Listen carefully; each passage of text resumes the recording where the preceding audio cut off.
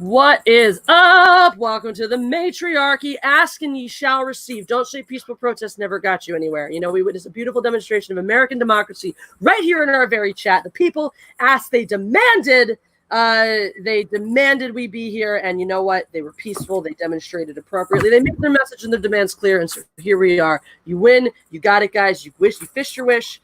Anna, Jessi, the first two women of the Fandom Menace, your Matriarchy stream right here, right now. Thank you guys for your patience. Thank you guys for waiting. There was no one catastrophe. We're both okay. Chalk it up to a variety of circumstances, starting with me waking up late, ending with me taking 8,000 times longer to do my very basic fucking makeup because it's hot as balls here. And I don't know if you guys know this. If you're men who've never, or someone who's never put on makeup, you might not realize this. But when it's warm outside and you start putting on makeup, you immediately, yes, you, first of all, if you are just comfortable but a little warm, you immediately are sweating out of every single pore in your body because it's just the law. That's just what happens. And then it's impossible to get anything to stay on because you put, you know, stuff and then it melts. It's like it's like if you were trying to paint on a waterfall. That's what it feels like. It's fucking terrible. But anyway, the Sentinel do not take a shot every time you touch my hair. The Surgeon General advises against this course of action and wants to warn you that this could be detrimental for your health. It could carry serious consequences like permanent liver damage and death. Mm-hmm. But anyways, welcome to the Matriarchy. Oh, before we jump into today's topics, Anna, I just want to take a second to invite you officially to my 30th birthday party. Date TBD. But we're talking about this last night, and I've decided I'm turning 30 this year, and I'm optimistic that that's so crazy. I know, end of November, and I'm optimistic that things will be relatively back to normal then. So I am going to try to organize a weekend in Vegas. And it's going to be, that sounds like fun. I'm so down. And and a portion of it at least is going to be an open invite to everybody in the Fandom Menace. So anyone in the fandom, if they want to show up, you know, we'll figure out based on the number of people. I've got a lot of ideas for them. We'll figure out what kind of place it is. Probably gonna, go to a bar if there's enough people. Rent out a bar. So a lot of fun ideas there. And then, of course, Jeff and I talking about having a suite that we can have the official after party in with, invite only. And then apparently we will also have another. Why don't you just get an Airbnb? Maybe but last time we went there, we stayed. It was 5 of us stayed in this suite at the Hilton Grand Vacation, and it was 2 king size beds and a pull out couch in the middle. So you easily can throw 6 people in that room. I know, but if it's you and Jeff on your birthday, you want a room to yourself. But I'm saying, if it's going to be an after party type thing, you would want the your own space because you can get in trouble at a hotel. It's Vegas though. That's the thing. It's Vegas. If you're partying in a suite in Vegas, no one's calling. Should we pull The Hangover and we need a suite in Caesar's Palace? That would be ridiculous. Oh my God, I could finally get a fucking tiger. We could we'll call up Joe Lewis now that he lost the zoo to Carol Baskin. Maybe he'll be running his scam again where he brings tigers up to cute chicks' rooms in Vegas. I know, but then he wants to sleep with a creeper. I know. Fuck it. Whatever his name is. Carol Baskin got no exotic zoo. I'm so mad. That might be worse than race riots. It might be worse than race riots. So you're officially invited. Details TBD. But you're officially invited to my 30th birthday party. And so are you, chat. So are all of you. So welcome also to this stream. Make sure you press the like button because that's how we do on this channel. Whatever else you like to do to like buttons, lick it, caress it, press it. We're pretty open here. We don't, we don't judge. And yes, we got a lot to talk about. We got a lot of fun stuff to cover today. Because there's, all the stuff that's Hollywood's latest bout of hypocrisy. Including an interesting move by J.J. Abrams. We've got an interesting choice by Disney, a good decision that Disney made that is a very benign, very meaningless one, but if they made more of their decision-making in this vein, I think we could see some different things from that company, but we won't. And then, of course, the Batwoman news, the not just exit of Ruby Rose, but the right off of Kate Kane.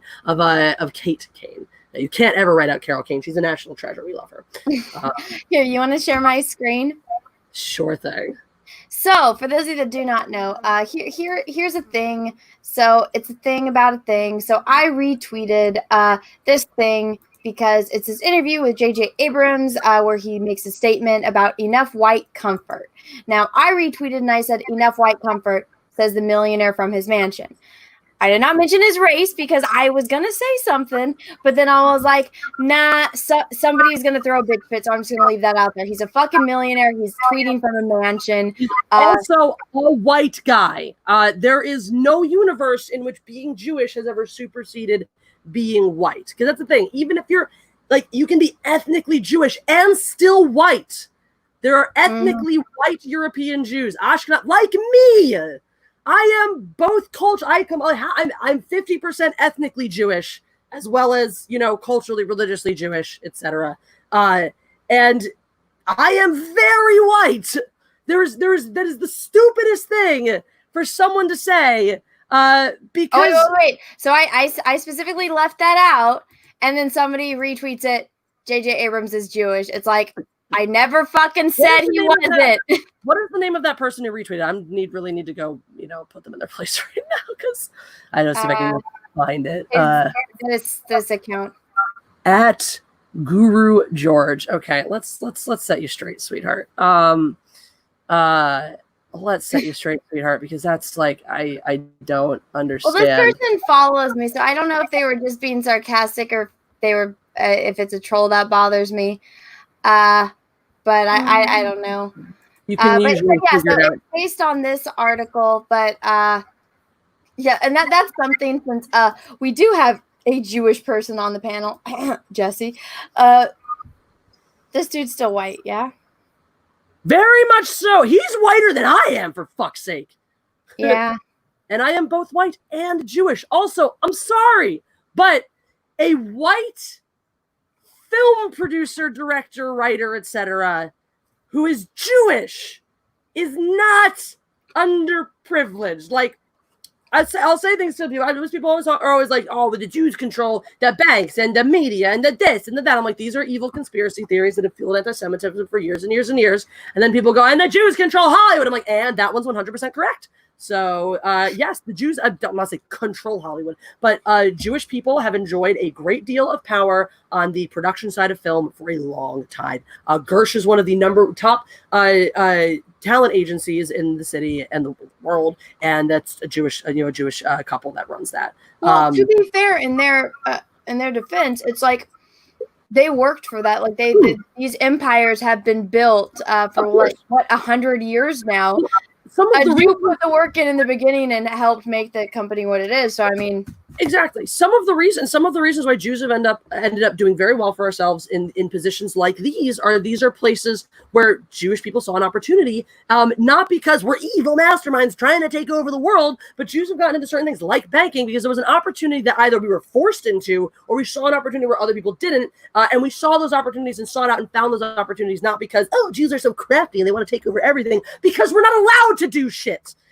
Because historically, categorically, why is there a stereotype that Jews are so good with our money? Because in the 1700s and before that, like the 1400s and shit, throughout his history of Europe, when everyone else is enjoying the fucking Renaissance, Jews are enjoying, sorry, you're not allowed to practice any business other than money lending. You are not allowed to be considered, Jews were not allowed to be citizens of many countries on the basis that you have a higher authority to your loyalty to your Jewishness, so you're part of your Jewish state, and you can't be a citizen. So they were denied basic rights of citizenship, they were denied property ownership, they were denied business ownership. The only thing Jews were allowed to do was live in the ghettos that the people said we were allowed to live in and lend money. So yeah, guess what Jews did? Instead of, crying and screaming and taking to social media to bitch about how unfair everything was, they just got really fucking good at lending money. That's what we did. So Jews see an opportunity in Hollywood for some untapped potential in managing this business because, I don't know, we're dealing with the time in our nation's history when you're dealing with heavy waves of immigration in this country in World War II, where, after that, things got significantly better. But during that and prior to that, and don't forget, there was Nazi sympathy in this country. There was the German-American Bund, was a large a group of American Nazi sympathizers. So they weren't gigantic and hugely prominent. I'm not trying to claim that, America was divided, that's love for the Jews. But, there's a lot of shit that went on for that. And during these times when everyone's prosecuting the Jews as always, persecuting the Jews as always, they're quietly going, hey, look, I can just start an agency and just be in Hollywood, because guess what? Hollywood's over here. It's outside of the eye of the world. When Hollywood started, people don't realize this. It was a safe haven for the gay community as well, because it was very much this like magical little world that existed out. So that's why the idea of Hollywood has persisted as this like magical land, even though the actual city of Hollywood itself is a fucking pit, because it was this magical haven where you could go be anything you want, where you could go be the person that you were. You could be yourself and be somebody else at the same time. And it was a sort of, it wasn't perfect. It was never perfect, but. Oh, shit. Somebody, Flaming TP, you're in the chat, right? Can you just mute? Can you just put Geek Prime X in timeout? Give him a chance. He's a moron and not going to learn. He usually learns better than to not fuck around on my channel. He's an idiot who just gets on all my videos and cries because I don't hate Wonder Woman or Gal Gadot as much as I hate Brie Larson. He's got some weird, crazy stalker-like obsession with Gal Gadot. Yeah, he always comments on my videos like, Gal Gadot is evil and it's terrible and stuff. And so, I don't know. He's got some weird obsession with Gal Gadot. And whose name I will continue to indiscriminately pronounce however I choose. And I don't know, probably wants to bang Brie Larson. Can I say one thing real fast? The real crime that I'm seeing right here, it's like, dude, when you get to a certain age, it's going to go gray. Just let it happen. Let it happen. This intense dye job where his beard is light brown and gray and like white, and then his hair is jet black. It's like, just he'd probably look good with a little salt and pepper. I know. I'm like, Richard Gere rocked it in his fucking 20s. Richard Gere went gray at 19. Dude, Steve Martin too. He had white hair like a majority of his life, but I'm like, at this point, it's like, bro, you're like 40 something, 50 something. Like, just let it go, dude. Like, this come on. This is bad. Age gracefully. But I mean, I've been staring at this picture while you've been ranting, and he's just been staring at my soul with this smug face going, yeah, I fucked up. I fucked up Star Trek and then Star Wars. And also, look at how bad my hair dye is. Look at my stupid face. He looks perpetually like he's really high and also saying, I told you so. I told you so. Like, shut up, Abrams. You're stoned. So they released this statement, which everyone is doing. Enough is enough. Enough police brutality. Enough outsized privilege. I don't even know what that means. Enough police conservation. Enough white comfort. Enough lopsided access. Enough exhausting our friends and colleagues. Enough being incurious, enough being unintentional, enough injustice, enough death, enough.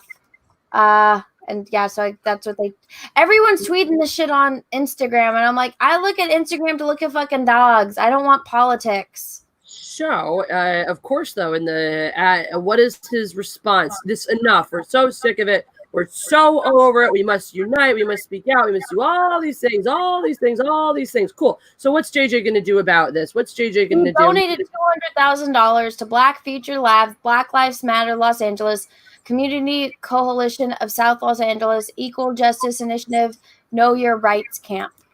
He's going to throw money at various organizations who will do the hard work of social justice for him. That's the attitude of these people like that.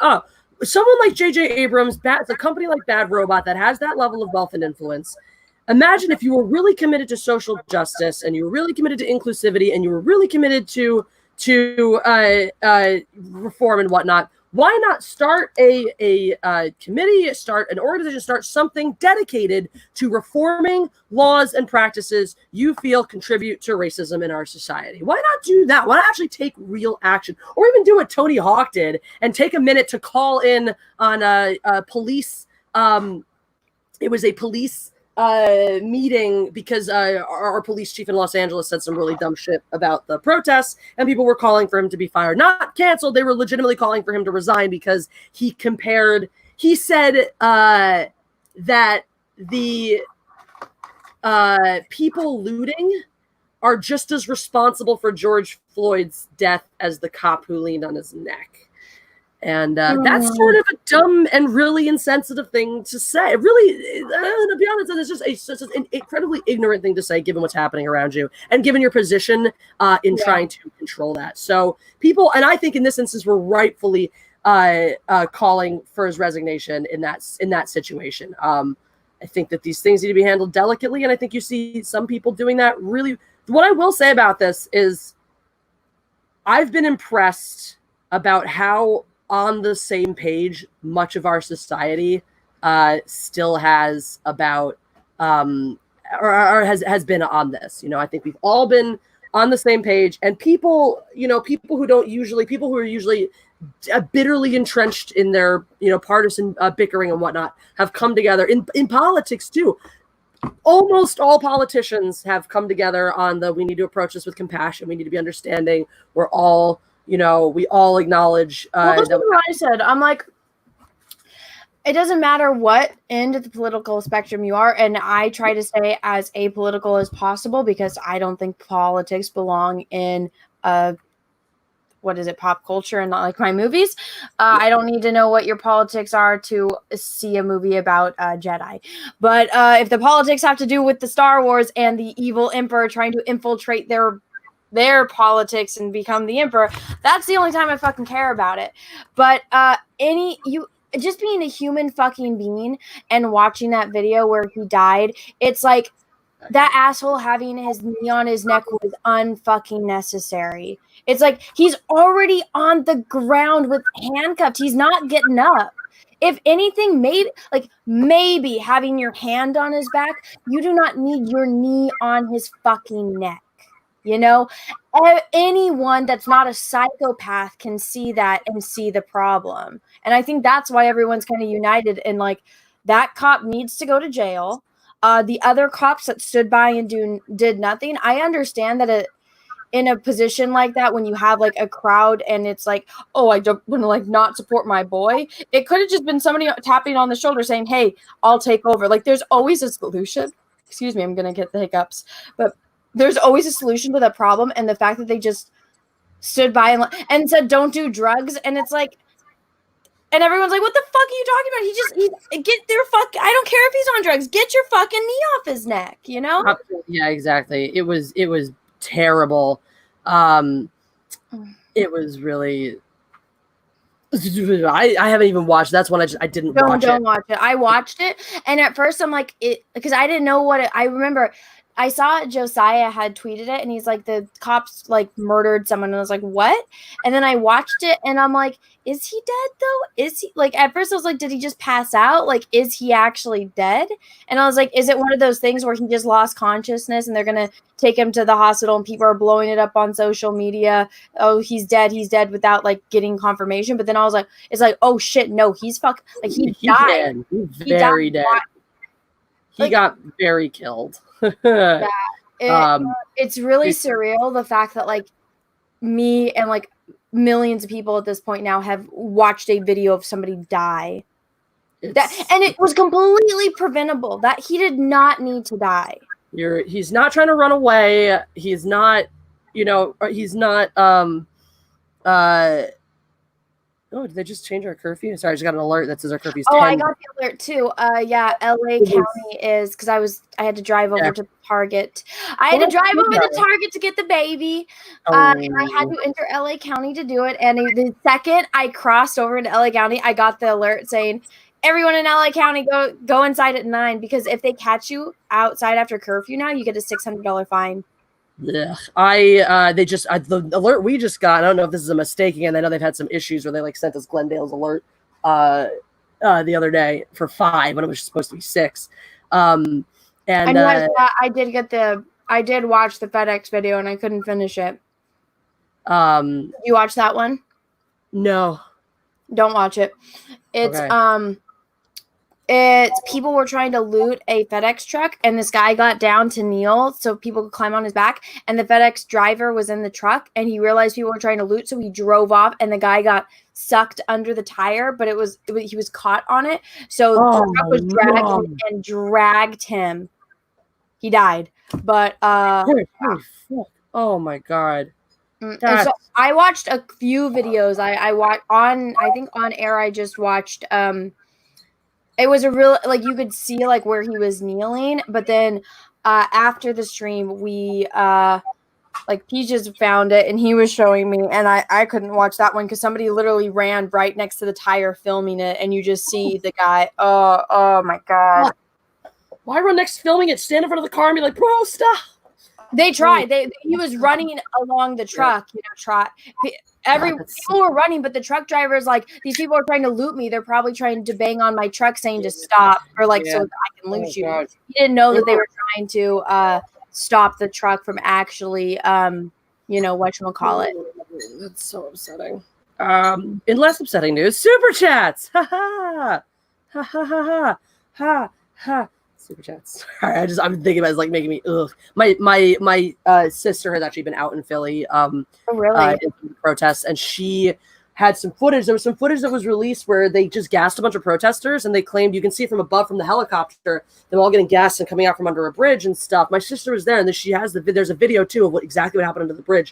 They claimed the National Guard there, and I think the police claimed that there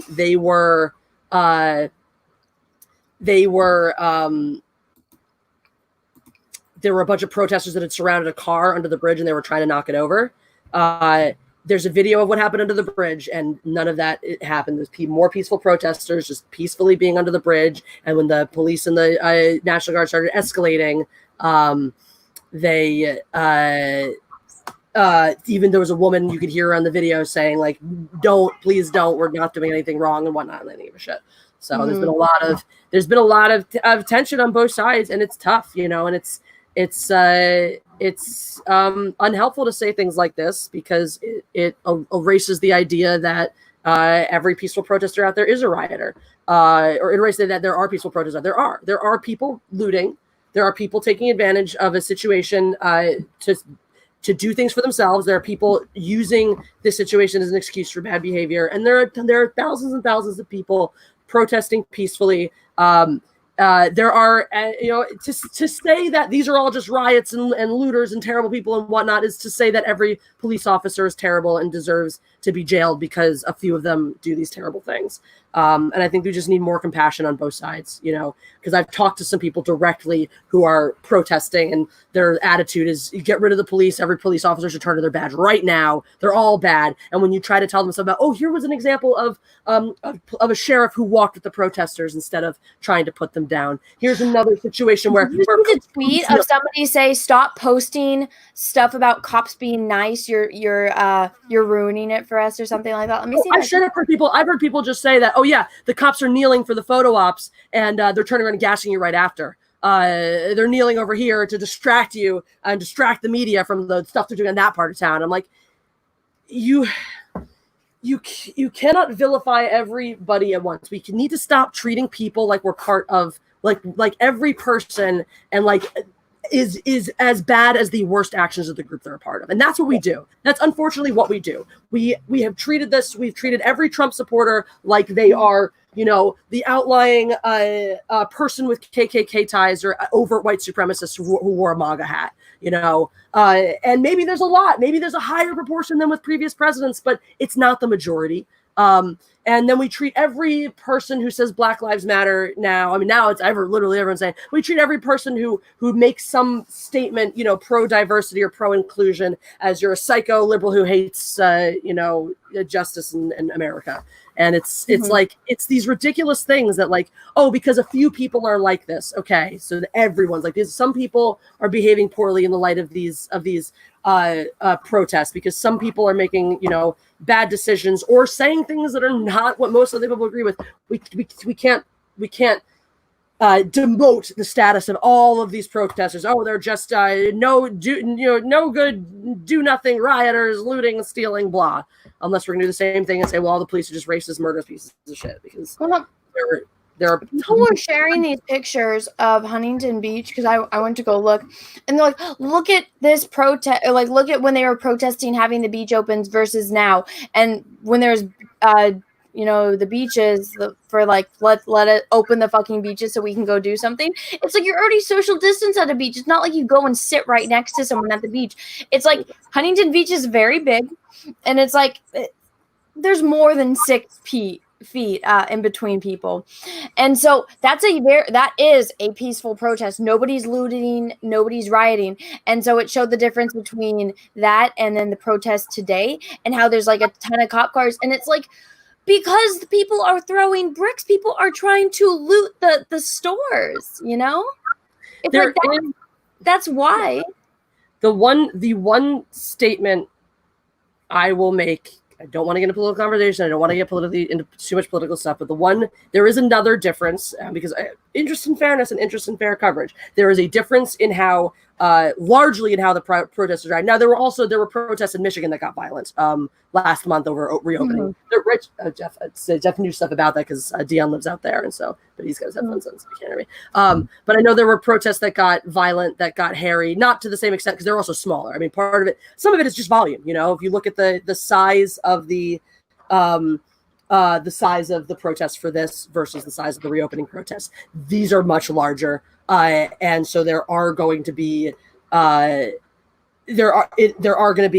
you're going to just have more problems with that volume of people. You're also dealing with people who are protesting an act of violence, so the tension is going to be higher, the propensity is going to be higher, versus protesting the country reopening. There's no inherent violence in it. And then there's also been a massive difference in the way that from the very top level, the White House has responded to the protesters last time versus now. And the reality is that because the White House was pro, and that's it's natural. I'm not even necessarily saying this to cast a harsh or terrible judgment or whatnot, because this administration is pro, was more towards the sides of wanting to reopen rather than staying closed. They were very positive towards those protesters. And because this current administration is more on the side of let's keep law and order and more concerned with protecting the police force. I'm trying to do the way they say it. It's the law and order versus the reform.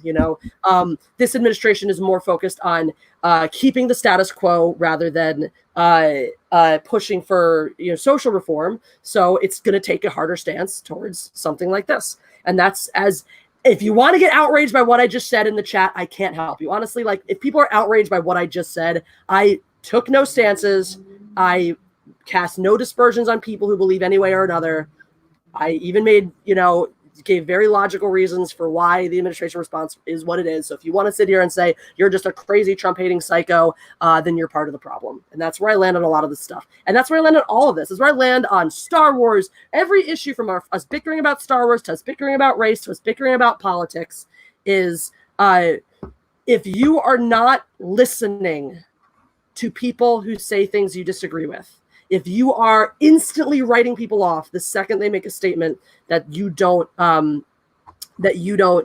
immediately agree with, and you do that, you are just part of the problem. You are just you're a mirror of whoever you're fighting against. And if you're doing that stuff, you're just a mirror of the people you hate because you're doing the same things. And that goes whether you're a leftist, whether you're a righty, whether you love Trump, hate Trump, whether you support the Democrats, the Republicans, whether you love Disney Star Wars or hate Disney Star Wars. The second that you promote intolerance to other people's ability to express themselves, ability to be themselves, it doesn't matter what that is and who you're being intolerant of, whether you're being intolerant of the history of oppression of the people of color in this country, or you're being intolerant of white people's rights to enjoy the same rights as everyone else.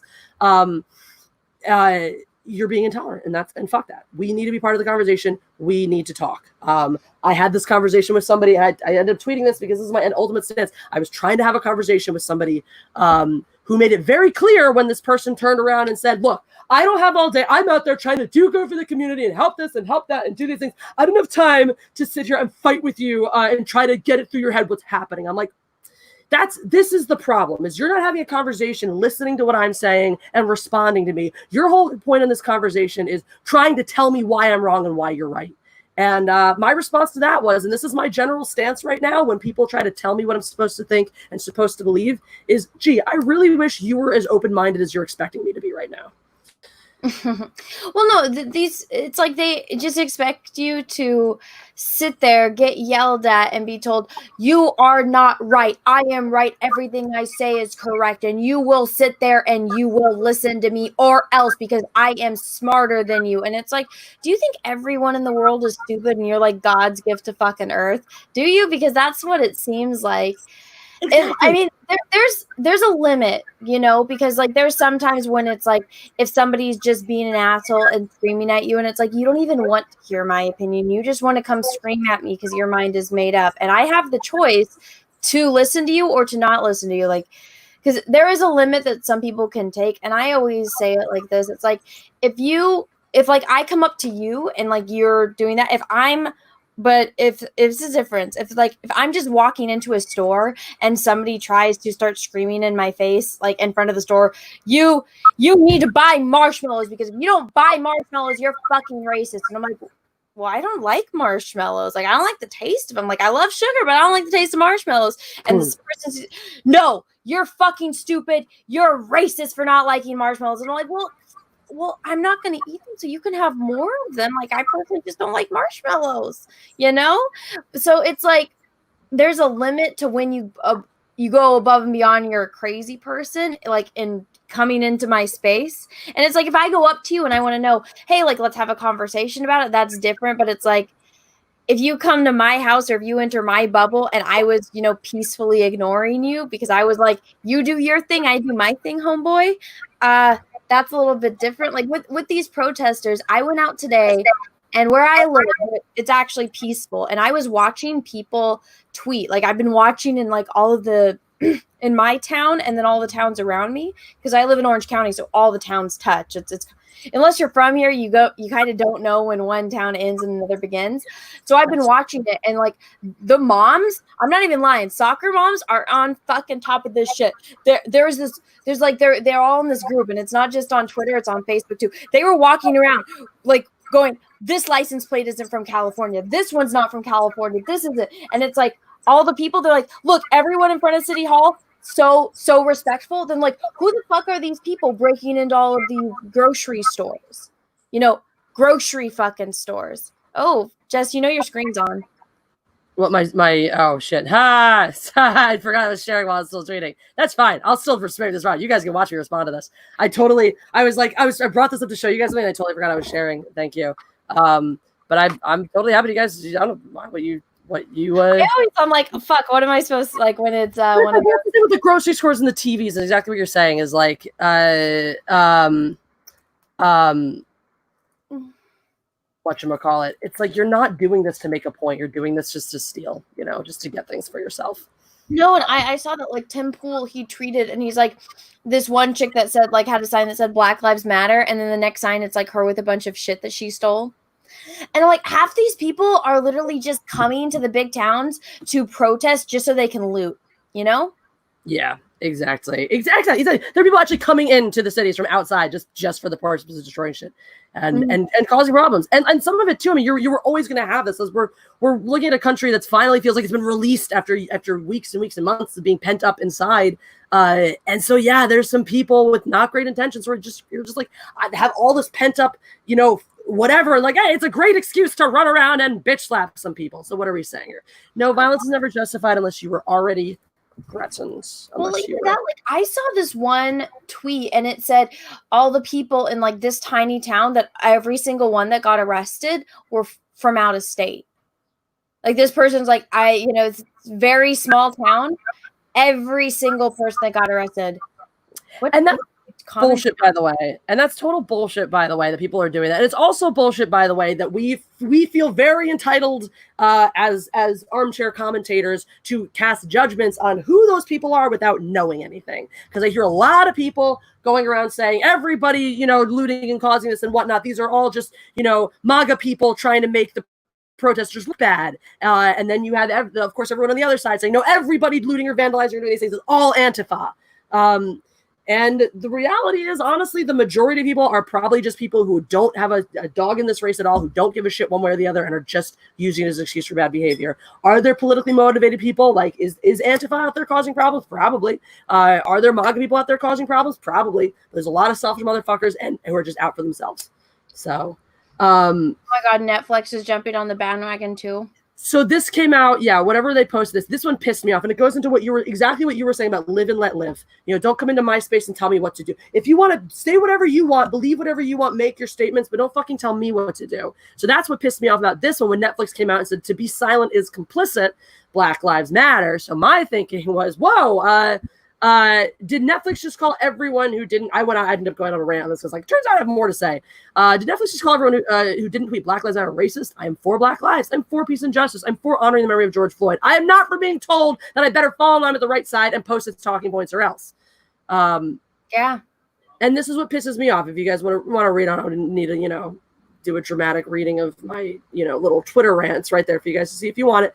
But this is exactly, my feelings and my stance and why I'm actually, I might still make this video. I made my social justice one as sort of my major commentary on this. I haven't decided yet whether I want to make my why I won't say Black Lives Matter video or not, because it's disingenuous. Tweeting, about if you say silent is complicit, this attitude that people are putting out there, if you don't say Black Lives Matter, you're complicit in racism. You are racist. You support racist practices, racist behavior, racist bullshit. That's incredibly disingenuous, because they try to say, well, if you don't say Black Lives Matter, do you not believe that Black Lives matter? You don't believe Black Lives matter? You don't believe Black lives are important? Yeah, I do. I think Black lives are very important. I think all lives are important. I think that it is important also at this particular time to not just say all lives matter, but to look and specifically say, yeah, look, there is no problem. We can acknowledge that all lives matter equally, and we can acknowledge that now is a particular time to take a look at the Black issue, given the events that led to George Floyd's death, only 2 weeks after the events that led to Ahmaud Arbery's death, and the lists of names that come up over and over. It warrants a discussion. It warrants investigation. It warrants any of that. And bless you. It absolutely warrants having a race conversation. It absolutely warrants looking for police reform and addressing the issues we have in our police department of police brutality, and that also extends not just to unarmed Black men, but to everybody who's been a victim of police brutality, of excessive use of force by a police department, which extends way further than Black men. So I think it's absolutely appropriate to be outraged over the death of a member of your community, and to call for and demand reform to the police department, especially when you look at Minnesota, which apparently there was a history of racial issues in their police department that were never addressed. And if they had been addressed, maybe this doesn't happen. So a lot of questions that and protests, sure, you're allowed to protest. All that stuff is great. What is disingenuous to me is saying you have to say Black Lives Matter because if you don't think Black Lives Matter. No, you're telling me to say Black Lives Matter because it's a politically charged statement, which you can't say it's not, because you're all the ones running around saying you can't say all lives matter because all lives matter is somehow racist. So if you have decided that anything, because pretty much these people have decided Blank Lives Matter is the opposite of Black Lives Matter. Somebody just said all lives matter. What? Somebody just said in the chat, and I kind of want to address it. It says, to be honest, Floyd's death, in my opinion, hasn't been proven to be race-related yet. Bad policing. Oh, yeah. See, I think this might be the most controversial thing I say on here. And I think that what people don't understand is that there's a big difference between being, like, inherently racist and being, like, passionately racist, and then just racial profiling. From what I saw in the video, the Asian cop didn't seem to be racist. It seemed like, from what they said, and I mean, I was watching him. I wasn't looking at their faces. I was like watching George I was watching his face and like trying to listen to the people and like see what was going on and to see if like it was like him in pain. And like I said, I was like, I don't know if he actually. Like, I wanted to see if it was just like an unconscious thing to see. So I don't want to watch that video again. So I wasn't looking at the officer's face. I did see that screenshot. And I'm like, there's plenty of times when I've been talking and somebody gets like a screenshot of me making a terrible, like, angry face. Mm-hmm. But what I think based on the dialogue is that he was racially profiled, and they said, like, don't do drugs. And they just immediately assumed he was this low life drug addict. And so there's a difference between racially profiling someone. And that happens a lot here in California because, you know, we're really, at least where I live, it's very close to Mexico. And so, you know, a lot of the times they'll say, oh, you know, it's you know, they always say, use the excuse of like, oh, is the person even, like, do they even speak English? Are they illegal? Stuff like that. But, you know, you can, you know, racially profiling someone is not inherently racist, because if you're racist, it's like if you the second you see a black person, you hate them because you hate them for what they are. That is, you know, nitty gritty meat and potatoes version of it, racist. You know, if you're racially profiling someone and you see them walking down the street and they're dressed a certain way, they're walking a certain way, they drive a certain kind of car, I think that's racially profiling. But you don't have that doesn't mean you're racist. And I feel like that's something that, you know, you might try not to do that, but then you still do. You know, I'm not even gonna lie, I drive a very shitty car. Because I don't believe in spending money on cars. I always look and I'm like, the cars that I actually like are like $1 million cars. So that might just be my thing. But I don't see the point when I have student debt to pay off, when I have bills to pay, when I have baby Yodas to buy. Why would I put a lot of money into a vehicle that the second I buy it is going to depreciate? So I drive a car that's older than I am, you know? And I have no interest in, well, recently I'm like, I want one that like the AC isn't temperamental since I live in Southern California. So I might get a new one, but I'm like, I'm fine with driving this thing until it can no longer drive. And I don't care that if I look like shit and I go to the grocery store and I get out, they think I'm like some hillbilly. Because I don't care, because they don't know me, but I know that people judge me when I do that. I felt like when I went to places like in LA that people definitely will judge me, but it's like, it doesn't matter. And then people always assume that I'm either Mexican or that I'm Persian. I don't think either of those are an insult. I don't find that insulting at all. I'm surprised I think you're Persian, because the Los Angeles Persian population is filthy rich. I know, but like, so everyone always asks me if I speak Farsi, and I'm like, what? No, but I get asked ever since I moved. I never got Persian until I moved to Southern California. That like immediately they're like, "Are you Persian?" And I'm like, "No." And then they're like, "Oh, you can't be part of our club then." Oh, I think that makes sense. I should just lie and say yes. I think I understand why people mistake it, because there is a large Persian community down here, and you look somewhat like you could be ethnically ambiguous, but you're not, obviously, you know, Mexican. I have never gotten somebody that actually guesses that I'm Portuguese. Never once has anyone guessed that I'm Well, maybe like when my obviously family, but like when I'm in like where Portuguese people are, they can tell. Well, of course. But there's not a huge, you know. No one has ever guessed. Whenever they ask me, like, "Oh, are you Mexican? Oh, are you Persian?" I get Greek more than like I get Greek or Italian too. But I feel like it's ever since I moved down here. Well, I'm in California, so Mexican's the number one.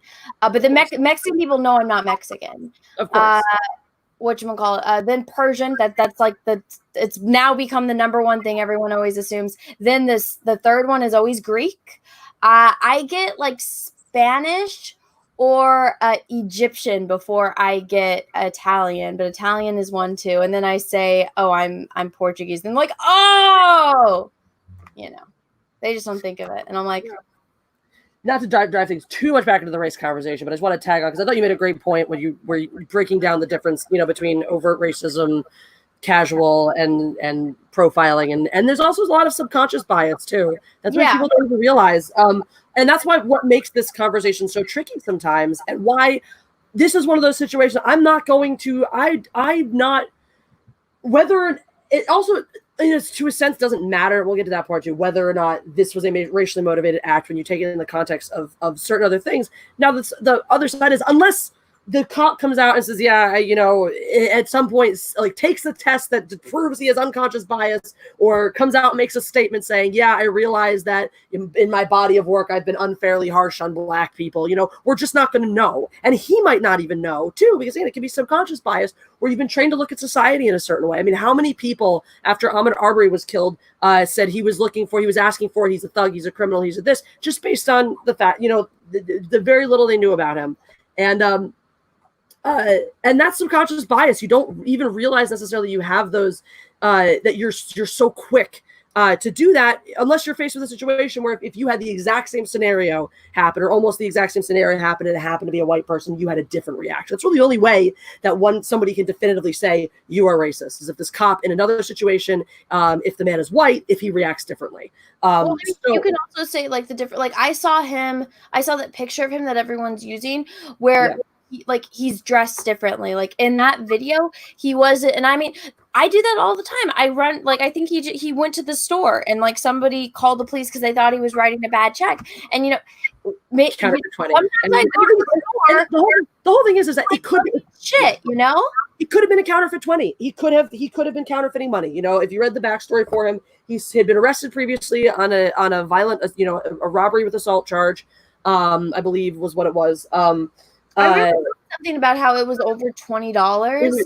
Yeah, but so when he was arrested, no, that was years and years ago in Texas. He served his time for that. He had come out. He was trying to turn his life around. He had moved to Minnesota to get back on the straight and narrow, and he ended up. I think he lost his job maybe due to coronavirus, but it's some shit like that where it's like he had been on hard times, and it's unclear thus far because I don't think there's been much investigating in that. That it's possibly he had gotten back, and he was trying to turn his life around and have a better life. It is possible he got back involved with some shady things or some illegal things. But the whole point at the end of the day, it does not matter if this man was trying to pass off a counterfeit $20 bill. The punishment for counterfeiting money is not death. The punishment for using counterfeit money is not death.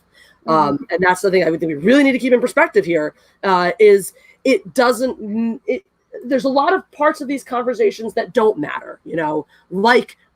Whether it was even racism, whether he was purposely trying to pass off counterfeit money, his criminal history, the police officer's body of work, none of these things take away from the instance of excessive use of force, brutality by a police officer that led to the wrongful killing of an unarmed black man. Those are facts. Those are facts. And again, I can't even hate to just throw in unarmed black man. Unarmed man, let's say unarmed man, because the term unarmed black man feels like it means something in and of itself now. I want to be able to have a conversation. And this is Turner makes an excellent point, especially when you're dealing with a 20, if people are coming in with big counterfeit bills and shit and trying to do big stuff with their money, okay, maybe. But there are plenty of people who just don't even realize they have counterfeit money. It was a good counterfeit that made its way into circulation and ended up in your hands, and you didn't even know you had it.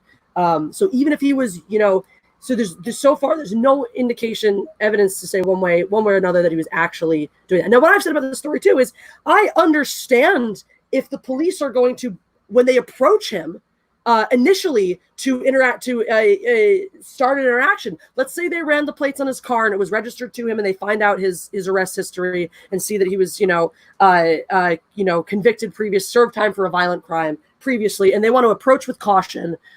Just in case he could be violent again, and they want to be a little more belligerent than they would because they're worried that this guy's a criminal. That's fine. If that was the story, if the story was, unarmed black man gets harassed by cops, gets wrongly cuffed by cops, and I'm going to look and say, look, the guy had a criminal record. He had a history of violence. These are decisions he made. This has nothing to do with his race or anything like that. Cuffing him, taking him down for questioning because he's passing a counterfeit bill, even if he's not doing it on purpose, is reasonable. That's not an excessive use of force. That's not a racist act or anything like that. That's reasonable. But you have the man in custody. He is not armed. There is no excuse whatsoever for him to die in this situation. No. And so when you get back on the whole, like the protests and what are is it about race? Is it not about race? Again, whether or not this particular incident was actually mired in racism, was actually a result of racism, you're still dealing with a endemic situation that comes up over and over and over again. And people will say like, well, I don't know, the statistics don't necessarily support it and this and that. And okay, maybe they do and maybe they don't. I have the evidence that I see, the evidence I've gathered. I have seen people, and this is what's very frustrating about facts these days. I have seen people send me, here are the statistics on, rates of incarceration and these things and other that. And it does not support the theory that Black people are wrongfully incarcerated or have harsher sentences. And I've seen statistics that do support the theory. So I'm not going to make that comment on that because I personally haven't done that research. I'm not going to make statements that I don't have the absolute whatever's on. And but point. Sorry, I got caught in the chat making sure everything's going well in the chat. Say whatever you want, take whatever your stance is. Just be good to each other. That's all. Just respect each other. Listen to each other. I'll just say this: there is a much different motive for like assassination than that. I don't think those cops woke up in the morning and said, "I'm going to go find this person and kill them." No, assassination that stuff that happened. It didn't look like it was I don't think that was premeditated. An assassination is a planned, premeditated killing. Yes. Huh? Yes, exactly. And I think using language like assassinated, if you're just trying to get your point across, doesn't help. It's you can say even murder. It's honestly part of that is part of the problem, because it's I understand it's okay, not everyone speaks English, but when you're inciting the English language and you're using terminology like that, that's what escalates things really quickly. And that is part of the problem. And that's, why some of the protest, like, that's why sometimes things like break out like that. And, the riots and shit happen and it's like why you're not allowed to say bomb on an airplane. Because shit escalates so fast, because that is a very different meaning on an airplane than walking down the street and saying, yo, that's the bomb. If you're walking down an aisle in the airplane and then you say, yo, that's the bomb, somebody in the aisle up is going to be like, what do you hear? The bomb? I go, oh no. You'll fire a crowded theater. Those, yes.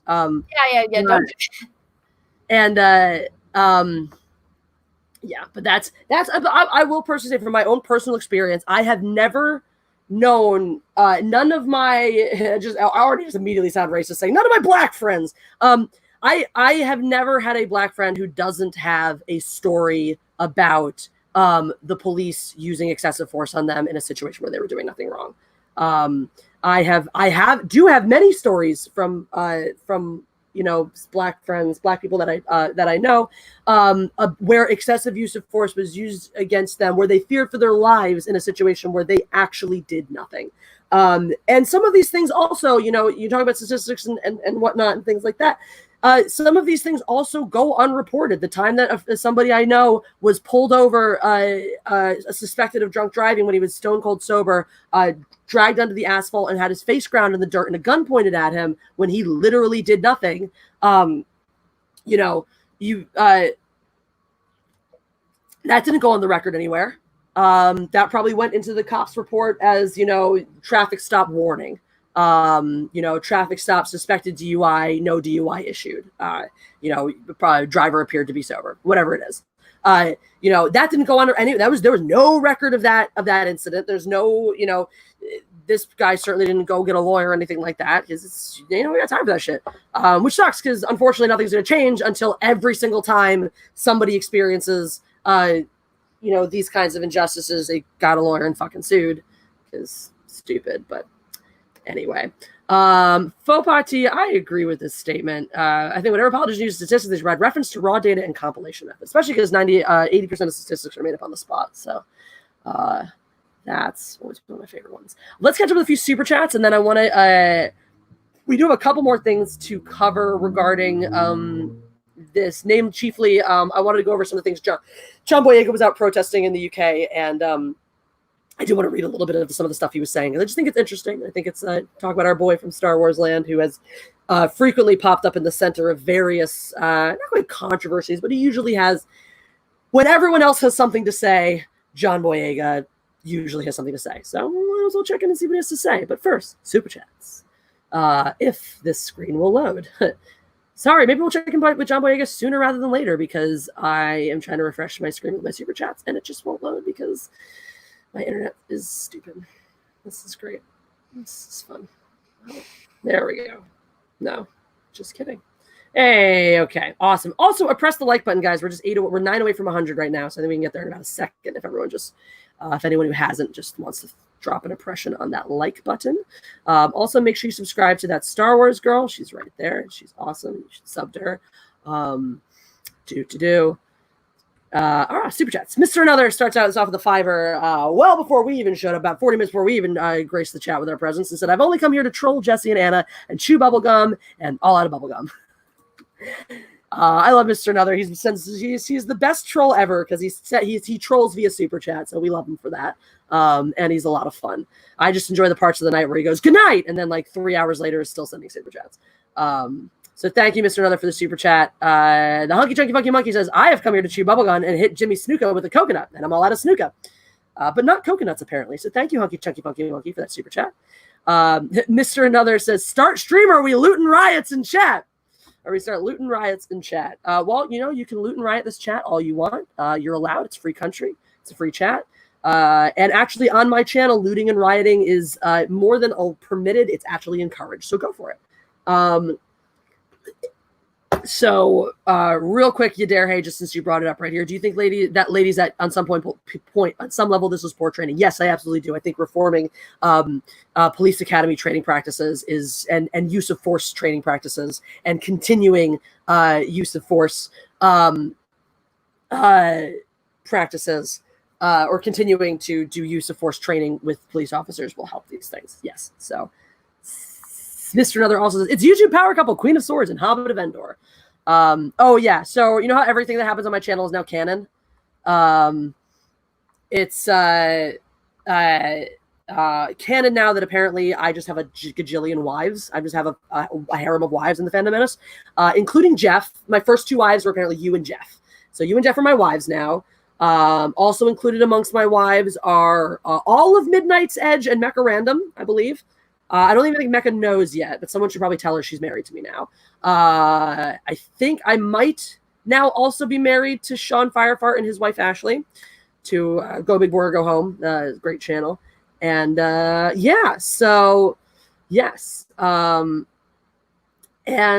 that's cool. Other Stephen Walden says, can a brother get a wife? I don't know how. I didn't ask for any of these, Stephen. We can barter. I'll see if I can give you one of mine. You can't have Anna, though. She's my favorite.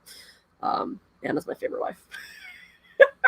So yeah, you missed that last night. We're planning my birthday party in Vegas, and apparently I have a million wives now. The Leviathan, thank you so much for the super chat. Hail Her Majesty, Queen Anna, Hobbit of Endor, ruleress of the Ewoks, slayer of the SJWs, and future ruleress of Earth. Your loyal and humble Ewoks sing, enjoy, and praise their queen. Yup, nub. Yep, no. So that's for you. And the Leviathan for me says, Shalom, Chavera. I'm also ethnically Jewish, 25%, but I've got a more of a Mediterranean skin color.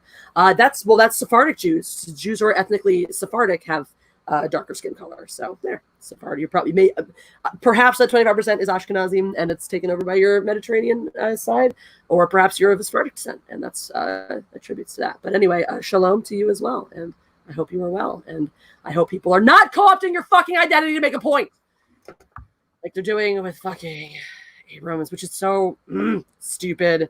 It bothers me. Like, why is being Jewish only a thing when it's convenient for someone else to say, this is why this person's virtuous because they're Jewish, when being Jewish is a way for you guys, for the same social justice warriors to say, you guys aren't even oppressed, you're just rich and part of the problem, which I have heard so many times, and it's fucking stupid.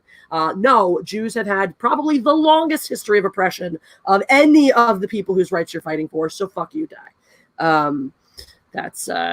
We've been oppressed since forever. Since before people were even invented, for fuck's sake, we've been oppressed. But I'm so oppressed that my wife just left me right here on the stream. I'm right here. I'm teasing you. I'm teasing you. We also have Mr. Another says, Jessi can lend 1 to 2 grand JK. God, if I have that kind of money, I think I technically have 1 to 2 grand that I could access and lend to somebody. I'm just not going to because I'm not Shylock. So that's money. Hooray. It's a thing that people have. Edmundotto says, check out Paul Joseph Watson's latest video. They're now rioting the UK as well, even though they have the strictest COVID laws there. Yeah, well, I was saying, John Boyega took to the streets in the UK as well. So that is, we are actually going to touch on that, Edmund Dodo. So I hope you're still around because we are going to jump in on that topic at some point. Mr. Another says, I think we can all agree on Israelo fans are the best. God damn. Oh, man. Fuck. And the Hungry Doggy Buggy Monkey says, BLM Neil Whitey. All right. I like how he censored Whitey. We used an exclamation point instead of the I for Whitey. You don't have to censor that. You're allowed to be racist against white people. That's the new America. The new America is you can be racist against anyone you want. Mr. Another, thank you for the super chat again, says, Anna has a 10-year-old car? Yeah, it turns out she does. We all learn things. So that's why, especially when you're watching on her channel, you should send her a lot of super chats so she can pay off her student loan debt and eventually justify buying a nicer car. And then we have Andre Johnson down here who says, 1 second, I'm back in the chat now. So, I just got to find where it went now. I'm toggling because in case you don't know, eventually the chat scrolls away where I can't scroll up and access it. But I love to highlight the super chats when I can. If we go so far that I lose them, we'll highlight the ones that I can still get to. Like and Andre Johnson says, anyone know how to increase donation amount? Yes, well, Flaming TP told you in the down below. But yes, there is a slider when you go to do a super chat. There's a slider that you can drag to increase the amount typically. So we'll find out. I guess time will tell. We're on the edge of our seats to find out if Andre Johnson will figure that out.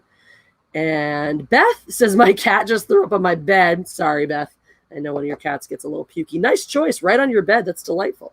I'm assuming at this point in your existence with your pukey cat, you probably have lots of cat cleaners, but I'm sorry that you're dealing with that too. And JHand04 says, just coming to say, what's up, y'all? What's up, JHand04? How are you? Hope you are doing well. Hello. Yar. So Anna, I'm sure will give us her face again when she is able. She's just dealing with some stuff over there that y'all don't need to be a part of. So I'm like the only person I've noticed well, not ever. Some people don't. It's sort of divided between there's people who like 100% of the time turn off their camera the second they're doing something unrelated on the stream or getting up or like moving around. It's sort of like I think it's great and it's very professional. This whole like, all right, if I'm not. If I have to go respond to something really quickly or send a text or move the cat or move this thing or pick this up or someone walked in, I'm going to just turn the camera off and not worry about it. Whereas me, I'm like, oh, cat, look. Me, I'm standing up. Look at my Joe Exotic t-shirt in my butt and whatever. And like, that is difference in approach. Andre Johnson. Hey, there he goes. He says, wow, right in front of me. Hail the matriarchy. Hail Andre Johnson. Thank you so much for the super chat. You're a total doll. Much appreciated. Hail you. So thank you. And I've been teasing up. So let's take a peek. Let's take a soiree. God, I'm getting hot here again. I don't know if it's still really hot where you are, Anna. I'm fucking dying. Dude, we were joking. I don't even know. I don't think we were actually joking. We were talking about before the stream started how we should go dig out like a swimsuit top and just soak it in cold water and wear that. Oh man, I know. Honestly, if I hadn't moved and during the middle of winter and packed all of my summer shit, I probably would have done it. Oh my god, it's so fucking hot in here. Like I'm just like my face, it looks shiny on camera. It's all sweat and it's dripping. Like, yeah, mine is. Well, that's, if that's why you turned your camera off, I just want you to know that obviously do you, and I know you're, but we still love you even when you drip. So, I just want you to know from me to you that you're beautiful and magical and you do you, boo, but you are always beautiful no matter what. I have seen you many times without makeup, and I think you look just as gorgeous without it. So, well, thank you. Well, I mean, I'm not taking off my makeup. Well, there you go. It looks. It also looks. Right. I'm just maybe leaning over the fan in a very strange manner, and I don't need people to see. That's very reasonable. I was like, that makes sense. I figured it was something like that. I was like, okay. Yeah, because not TMI to everyone, but the shirt is backless because I sweat down my back, and I need to like wipe that and air that off. So sorry not to gross anyone out, but yeah, the sweat is real. If my hair was up and like it looked like I had just like soaked my body in a pool and then gotten out, I would take my hair up. I was doing my makeup. I hadn't put my shirt on yet, and Jeff was like, "Come here," and he took his towel and he just wiped sweat off my back. Oh my god! Oh god, yeah, it's my darling. I felt really special because I was like, "Oh, here I am getting prepped for my show, and I don't have my own makeup artist or hairstylist or anything like that, but I do have my very own sweat dabber." So that's my good old sweat dabber, Jeff Hicks. Flaming TV, he's got a couple chats rolling in, so we'll keep it up. And Flaming TP says, TP is poor now. I only drink with Thomas Jefferson. Well, you know what? He's as worthy a man as ever. And you also do a ton, Flaming TP, being an awesome presence, an awesome moderator in the chat. So thank you for that as well. And you contribute awesome. So I see you all the time in there having great conversations. Sometimes, supplementary ones to whatever we're talking about here. Sometimes the chat goes off and you guys go on your own awesome journeys. And I always see Flaming TP is always a really great part of those conversations. So no worries. Everyone contributes to these to the channels, to the community and whatnot in various ways. And obviously money is great, because this is our job and we do need to eat at some point. But we also understand that not every contribution is in the form of a super chat. And everyone here, everyone who showed up, who clicked the like button, who shared the stream, who retweeted, our tweets and all that stuff, and who comes back week after week to come here and support us and, just tell us how much you enjoy our show. That means the world to us as well. So, Mr. Another says, Jessi and Anna, if you two were a Raylo couple, I'm guessing from your topless college story, Jessi, you would be Kylo Ren and Anna would be Rey Skywalker, right? Fuck that. Oh my god. Get that shit away from me. I told Jessi last night instead of I did film my video, but I usually like to do research and do a few more edits and stuff. Mm-hmm. But I decided to make a bunch of clips because I've had the same clips on my StreamYards forever now, and I'm like, I need more clips. Mm-hmm. And I found this one great one. Let me actually share it. Let me find it and share it. I think everyone will like it because Luke Skywalker, the only that's the Skywalker. Leia is yes, she's biologically a Skywalker. She uses the last name Organa and she marries Han, so her last name goes to Solo. Where is it? So Luke, the only person who has the right to use the last name Skywalker. Let me mute myself while I pull it up. Sure thing. I just had a terrible idea though, based on that last super chat that I'm not going to say until Anna's unmuted because I want to hear her cry when I say it. It's terrible. Talk about lesbian. Am I right? Thanks, Alejandro. Also, while Anna's doing this, I just wanted to point out earlier, Alejandro, when you were like, when I said, we can get to 100 likes easy, and you said, well, there's only 90 whatever people watching. Yes, but some of those people dropped. Some people who are not here anymore. And this is one of the things that you learn a lot being back here. It seems to the regular watcher when there's we hover around, the same number. Let's say we hover around 100 people watching. Share. Cool. I'll do it in just a second. I was just answering something all after Sarah said. It'll seem like we hover around, 100 people watching. It might seem to you, if you've been here this whole time, that's probably just the same 100 people with, 5 or so ducking in and out. There's a massive amount of turnover in these streams with a lot of people who aren't commenting in the chat that are dipping in, dipping out. They'll have it on for an hour and then someone else, there's a lot of turnover. So what you get, which is what's cool, is you'll see a lot of times, I love this, getting that you get that like number up way higher than your viewership number because, a bunch of people came and dropped likes in the beginning. Maybe they had to go, couldn't stick around. They're all out. Some people who, oh shit, it's 4:00 and they're still streaming are now bouncing in. And so even if we're keeping that number consistent, there are new people who haven't yet pressed the like button, which is why we're now at a whopping 106 likes. So thank you very much and keep pressing. So before I share this, Anna, my thought was, I know it's a year away next year for April Fools. We should publish we should publish a drawing or a painting or something of a fan fiction. I'm not. No, I'm not. Hey, Jeff. I don't care. I heard you. Will you, since Anna won't draw, will you draw it? Sure. Okay, cool. I'm gonna put that out for April Fools next year.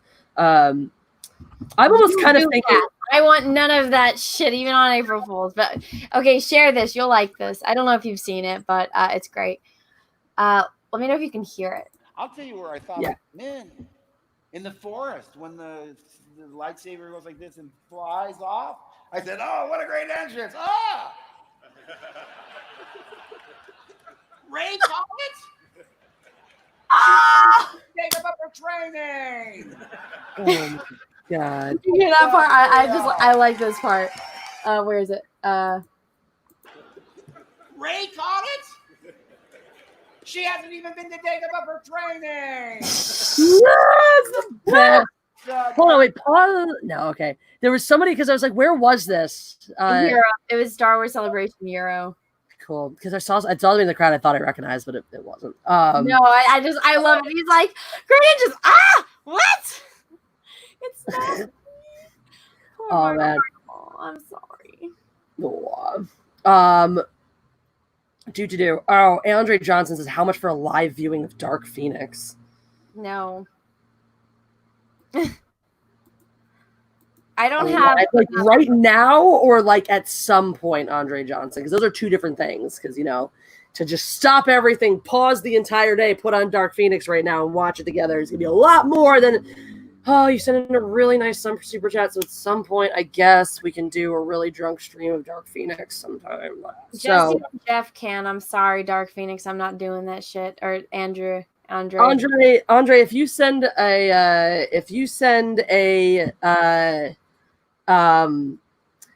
whatchamacallit, if you send 100, I at some point will set up a drunk Dark Phoenix watch party on my channel at some point in the relatively near future. Okay, so like the month-ish, I'll try to do it in the month. You can easily do it in the month for a $100 super chat.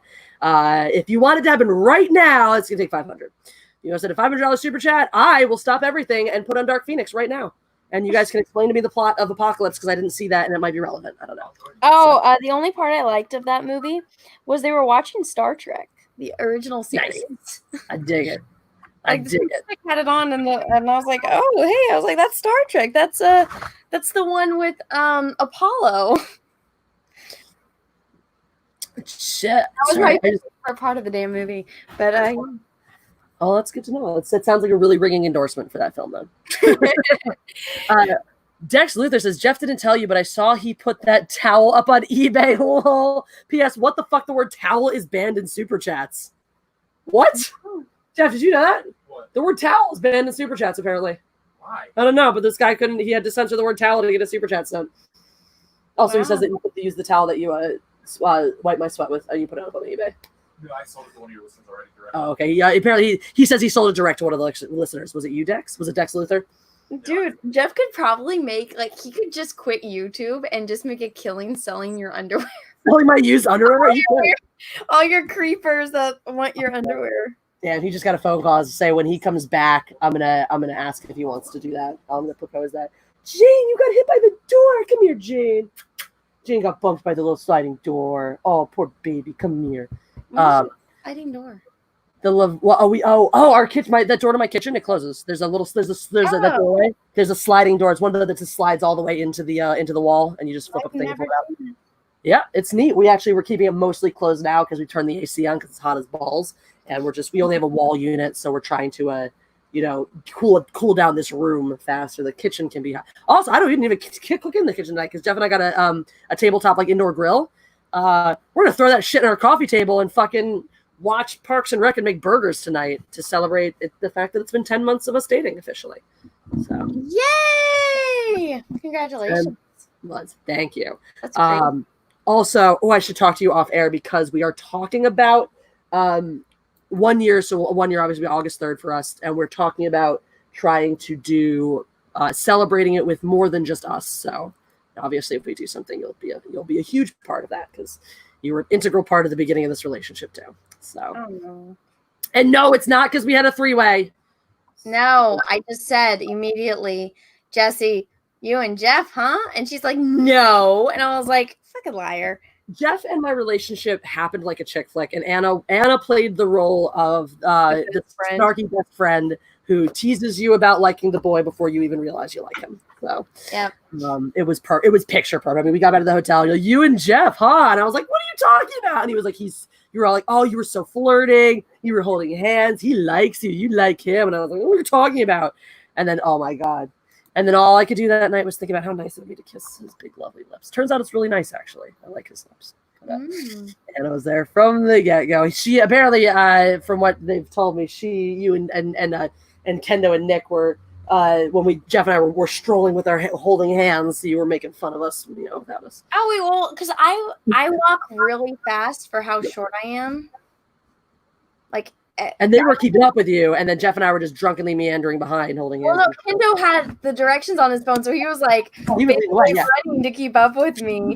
And then I look back, I'm like, "Where's Jessi?" And then I was like, "I see you and Jeff holding hands," and I was like, I stopped, and I was like, "What?" And then he's just like, "Yeah," and I was like, "How long has this been going on?" He's like, "All fucking day, man," and I was like, "Oh, really?" We weren't okay. We were doing my version of flirting at the bar. When I get really drunk and try to fight you, it's probably my way of flirting. Well, it depends on how I try to. If I get really drunk and your first picture together is you trying to choke Jeff out. Second picture. The first picture was when he insisted on us taking a picture of us holding our hands up. Picture with both of your faces. Actually, no. We took a group picture before. I think it was before you got there. First picture is you and him touching with faces. His face is in the hand picture. But yes, you were actually 100%. You were 100% correct. The first picture of just me and Jeff, together with each other. One of the first ones is me choking him out. There is a really cute one that night too that I love looking at that Jeff shows me, from the same bar where we took a picture and we're just like, like a casual, hey, we're friends picture. I got my arm like around his middle in front, like leaning in, like we did not look like if someone showed that picture, they're like, hey, look, is this before or after they were a couple? You'd be like, oh, that looks like a couple. We had met earlier that day. So no, yeah, that was nice. Little Leviathan says there ain't no smoked linguiça, so tell her she should pick up her next shipment quickly. There will also be. I know, I'm not even kidding. They're out everywhere. It's fucking insane. That sucks. And there will also be a wine which tastes like liquid raisins. Okay. Is Leviathan sending you something, or is I think so, but I'm fairly picky. I don't like wine. Well, it tastes like it's like a sin to be Portuguese and not like wine, but it's also a sin to be Portuguese and not like seafood. And I hate wine and seafood. You're just a sinner, which is why I love you. So, and Jess Bella says, you ladies are both awesome. I'd love it if our favorite YouTube harpy could join these conversations too. Any chance of getting Mecca sometime? Funny you should mention that. The original model for this show was actually going to be the three of us. But Mecca is just schedule-wise. We kept trying to figure out a time that would work best, and we couldn't find a time where all three of us could reliably stream every week. However, if she is free, we haven't, and I haven't discussed guests yet. We've made a general, when we started the show, yeah, we'll bring on other women sometimes and stuff, but we haven't actually discussed our framework for bringing in, guests and stuff like that. So, certainly, if and when we get to that point of adding guests, she's definitely going to be, the first person we reach out to. So thank you so much for that super chat, Just Bella, and thank you for watching. But yeah, this is definitely, again, this is a conversation Anna and I are going to have. We may just keep this just the two of us. We have a ton of fun. And certainly. Somebody said bring Henry Cavill on. Oh my God, if he wants to.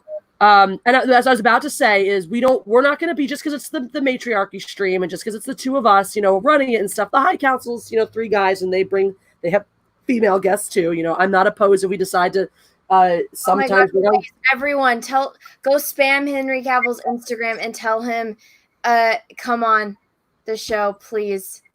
I don't care. We can talk about World of Warcraft all fucking day and Superman. Please, Henry Cavill, come on the show. Let me say, let's go tweet at him right now. Let's see, tweet. No, he doesn't have a fucking Twitter. God damn it. He has an Instagram. Go to his Instagram. Everyone fucking every single person every single day. Just go to his Instagram every comment. These two awesome chicks run a great pop culture podcast, live show. then you should totally be on it. Just fucking spam it out. Fucking dog.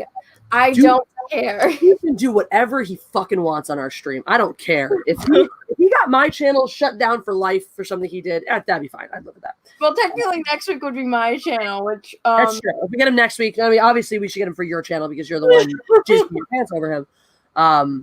But yes, that would be. But yeah, guess there's again. We haven't be able to talk if I'd probably just sit here and die. That would be awesome. I would talk, so you can sit there and die, and I'll chat with Henry Cavill. Honestly, though, it's the stupidest thing. I just really want to ask him this one question because every single time he does an interview, they always bring up, "Oh yeah, you almost didn't be Superman because you were playing World of Warcraft," and he's like, "No, I was getting the call. I already had the part. Like it was a confirmation that I'm getting the part. Like, I didn't answer my phone because I was playing WoW." The follow-up question to that would be Horde or Alliance. But none of these people fucking asking him in the interview, "Oh yeah, you play World of Warcraft?" And it's like, yes, the follow-up question to, "Oh, you play World of Warcraft" is Horde or Alliance. He has never been asked that. I unless I see an interview, which I have not. I watch his interviews. I don't want somebody to go find out for me. I am waiting for an interviewer to ask him this question because all they've done is prove that they're normies. Like, you don't even have to play World of Warcraft to know, oh, are you for the Horde or are you for the Alliance? Like, you know? Like that's literally, I know there's a million other things to ask him or to talk to him about, but I'm just like, if I don't see him, I will just say, "Yo, Superman," and he'll probably look, and I'll be like, "Horde or Alliance?" Like, I need to know if you're on my fucking team. Oh man, so we'll get Henry Cavill on next week, and Anna, while you're sitting there dying on your channel next week when Henry Cavill is here, I'll ask him for you. But that's it. If you guys, one thing I'll get out. Like, he'll just come on and be like, Horde or Alliance, and he'll just look at me like I'm a crazy person. He'll say the answer, and then I'll just sit here with my uterus exploding, and I'll just be like, "I'm sorry." No, look, 1,000 new babies. How about that? But that's if you guys are interested in that, something again we haven't specifically nailed down what we want to do about having guests or not moving forwards. But if we decide to, of course, we're open to tell us who you want on, whether it's Mecha Random or Henry Cavill or both, or the love child of Mecha Random and Henry Cavill. You can either have Mecha or Henry Cavill. Henry Cavill. So you know. Oh man, fucking Mr. Another. How much of a painting of Jessi, Kylo, and Anna Ray? No, I'm not fucking doing it. That's between you and Anna because I can't paint and Jeff only draws. But that's between you and Anna, Mr. Another. So, Macy Van Dusen says, "Just arrived. Howdy, ladies. Howdy, Macy. We love you." Macy sent me. Where are they? Here they are. Haha. Macy sent me these. Nice. Somebody said Anna might actually get pregnant via streaming. I'm telling you. It's been known to happen. Fuck.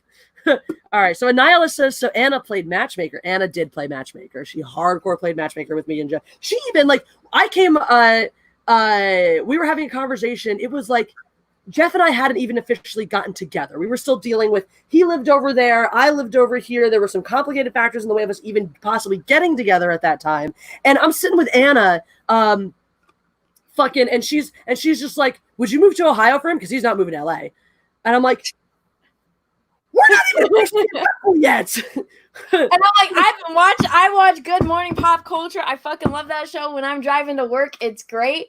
It's like the only podcast on when I'm driving to work that's talking about the shit that I actually want to fucking hear. They're great. And he was talking about how he's planning eventually to build a house for his mom and like to live in, and it's gonna be this great house. And I was like, there's no fucking way Jeff's moving to LA. And I was like, so Jessi, you got it all figured out? You know, you can travel for work, right? You can teach fencing anywhere. You gonna move? And this is, by the way, again, this is like, literally admitted to each other that they liked each other. This was the moving one was a week after we hooked up for the first time. It was a week after we had hooked up, and that was it. We weren't a couple. We never had any didn't know plans. We didn't know what was it because I happened to be in we happened to be in the same place. And we hooked up, and it's all is figuring out our future for us already before we even were, which we were doing only a month later. So, But yes, Anna did play matchmaker. Oh God, Andre Johnson, he fucking did it. He sent in a $100 super chat. Whenever you gorgeous ladies want, seriously, if you don't want to, it's completely fine. I was barely able to watch it until the end. Either way, you deserve the support. Thank you so much, Andre Johnson. That's so sweet of you. It's incredibly generous. And I'm a woman of my word, so it is up to Anna whether or not she wants to be a part of this. But at some point this month, I will do a very, very intoxicated Dark Phoenix watch party, which Anna is very much invited to, and definitely not under no obligation to attend. But I said I'd do it. Anna made no such commitments. I did, and so you got it sometime in the next month. It's happening, Andre, because of you. Andre, I'm gonna tell you why I'm not gonna be there. I waited for 10 fucking years for Sansa to fucking die, and she didn't fucking die. Everyone in Game of Thrones fucking dies. Their characters get assassinated. The personalities just magically fly away, and they become completely different people without doing the face changing shit. What did Sansa do? Oh, for whatever fucking reason, Sophie Turner has a career because she can't act worth fucking shit. Sophie Turner, she's like mildly pretty. Mildly, when there's no one else hot on screen, she's the pretty one. It's like that drunk thing. I don't know if you guys ever watched that movie where they say like drunk goggles, and it's like, oh, the girl, she's like around ugly, like she's got the ugly fringe. Sure. Like it makes a 5 look like she's a 9. I think she looks like if you looked at, she's like a poor man's Karen Gillan. Like if you looked at Karen Gillan through junk goggles, you might see Sophie Turner. Maybe. But her stunt double was still prettier than her. But anyways, that beauty has nothing really to do with it. But let me explain something. She was an unlikable character. She's a fucking terrible character. Even in the books, she's fucking terrible. That's why they had to steal another character's story and storyline to make her somewhat likable. And even then, it's like, okay, so dumbass fucking went with Littlefinger. I could understand if, like, when Brienne came up to her and he's holding a knife and he's like, if you fucking run, I'll kill you. And so she didn't go with Brienne. Fucking dumbass bitch went with Littlefinger. You know what? I have no fucking sympathy for you that you went off and got married to Ramsay. You had your fucking out. Why didn't she die? I'm not watching any of her fucking movies. I don't care who's in them. I don't care if Michael Fassbender is in the movie looking fine as fuck being Magneto. Fuck Sophie Turner. I waited 10 years for her character to fucking die. Did you guys watch Game of Thrones? Did you go back and watch from the beginning? Oh yeah, you know what happened? Oh, it's a fucking cunt. She's the reason her fucking wolf died. She's the reason her fucking father died. Nobody would have died if Sansa wasn't a fucking cunt. 10 fucking years, and bitch still lives. I love you, Hannah. Jeff's back. What was that inappropriate thing I was going to ask him right before he got the phone call? Oh, your underwear. Oh, yeah. Do you want to just give up? Like, you don't have to stream anymore. You don't have to, work anymore. You can just sell my underwear on eBay and make a career out of that, probably. Yeah, instead. Sure, I'm still doing all the art. Yeah, that's fine. Do whatever you want. Just sell it. Just don't worry about making videos. Don't worry about doing streams and whatnot. New underwear. All you got to do is just use the profits to buy me new underwear. You wouldn't even have to wear the same pair of underwear twice. If you're making that much money, I would like nice underwear, please. I want silk. You might want to show Jeff this. I was at Target and I found this, and it's like comic book and it has like some little instructions in the beginning for kids, but then it has all these different like comic book layouts, and I was like, nifty. It was really cheap too. It was like only $12, and I was like, that's really cool. Like that's a great way to like try, like learning new stuff and stuff. Did you? Some kind of comic thing? It's a comic. It's got a lot of. It does get some little suggestions for drawing, but it has a lot of blank panel layouts. You can like practice drawing with panels. Target. Yeah. And hang on. Here, Jeff's gonna come over here real quick and take a look. He just wants to see what it is. Just give him one quick sec to be decent. Andre Johnson sent $100 super chat, so we're watching Dark Phoenix sometime. Yeah, it's cool. Just letting you know. I mean, I watched it on a plane once, so I know. I got that super chat though. What? I am too. Thank you very much, Andre. Oh, okay. Let's see. So this is it. It was in the kids' notebook section, and so it has like some instructions in the beginning about like writing a comic book and setting stuff up. But then you scroll and it's all these different layouts. Nice. So it's only $12, and I'm like, you could easily just like copy and paste like a page if you don't want to draw directly in the book. Yeah. No, but Shit, I would even recommend somebody buys a copy of that book, rips it apart at the spine, and scans them in and have comic book page layouts if you're in a rush. Neat. Yeah, that's a nifty way to do it. that's exactly what I was thinking of doing. I was like, and look, it even has like examples showing you how to like say this is how you tell storytelling with this kind of page, you know? Yeah. Like that's really cool for like being. It's only $12 and it's a kid's book. Fantastic. Yeah. Pack a package. Yeah. Mine. It's those bags. Oh, it's the bags. Yeah, that's why I was wondering. I figured it was you. Yes, undyed. So let's quickly go through. We'll get back to super chats in just a minute. I know it's like I was like, oh, we're gonna catch up with them, and then like a million more come in, and you're like, oh, okay, well now we're reading super chats forever. Take me off. What? What'd you say? Take me off. Oh, sorry. I was making sure I was caught up on everything. My bad. So let's pull up this. Let's visit our boy John Boyega, good old Star Wars. Oh, other brief Star Wars news, by the way. Turns out the Falcon 9 spaceship, the SpaceX spaceship that was did the joint launch with NASA, that Falcon series of spaceships, NASA specifically named after the Millennium Falcon. I found that out today. I was very excited about that. So I think that's really boss that we have actual spaceships named after that go to space that are named after the Millennium Falcon. I thought it was really fucking cool. So that and more in Star Wars. Our good old boy John Boyega is out there now that these protests have gone all the way to the UK, because apparently Black Lives Matter in the UK as well, not just here. Delivers a rousing protest speech. If I don't have a career after this, fuck that. So let's go through. I'll read the under. We'll get to it in the article. John Boyega delivered a rousing speech during a June 3rd protest in support of Black Lives Matter at London's Hyde Park. The Star Wars actor has been celebrated on social media over the last week for using his Twitter account to fight back against racist trolls, but now Boyega took his message to an in-person protest following the death of George Floyd. Video clips of Boyega's protest speech are circulating on social media. And earning the actor even more acclaim for standing up so vocally for the Black community. All right, so first of all, cool. I have nothing bad to say about a Black person standing up for the rights of their people and doing so on social media. And a lot of his initial posts and a lot of the stuff he talked about on social media, I thought was good. I thought he had a really good perspective, a really good way to put it out there. Now he got a little bit, especially when he was going out of a lot of people responding. I thought he overstepped himself. A little bit too much of the fuck whitey kind of talk when dealing with people who were not necessarily racist trolls in addition to those. But I don't have an issue with this, especially, reading more down. Black lives have always mattered. Boyega told us demonstrators, we've always been important. We've always meant something. We've always succeeded regardless. And now is the time. I ain't waiting. We are a physical representation of our support for George Floyd. We are a physical representation of our support for Sandra Bland. We are a physical representation of our support for Trayvon Martin. We are a physical representation for our support for Stephen Lawrence. So I love this statement here. I don't know if I think this is maybe where it begins or not. I haven't watched the actual video, didn't get a chance to watch the video yet, but I really actually like this statement and the way he puts it out.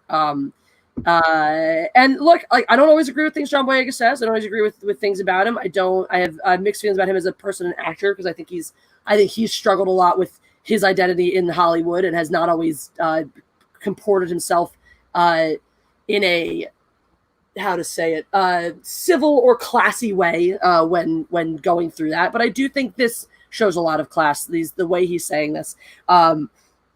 Especially, Black lives have always been mattered. They've always been important. We've always succeeded regardless.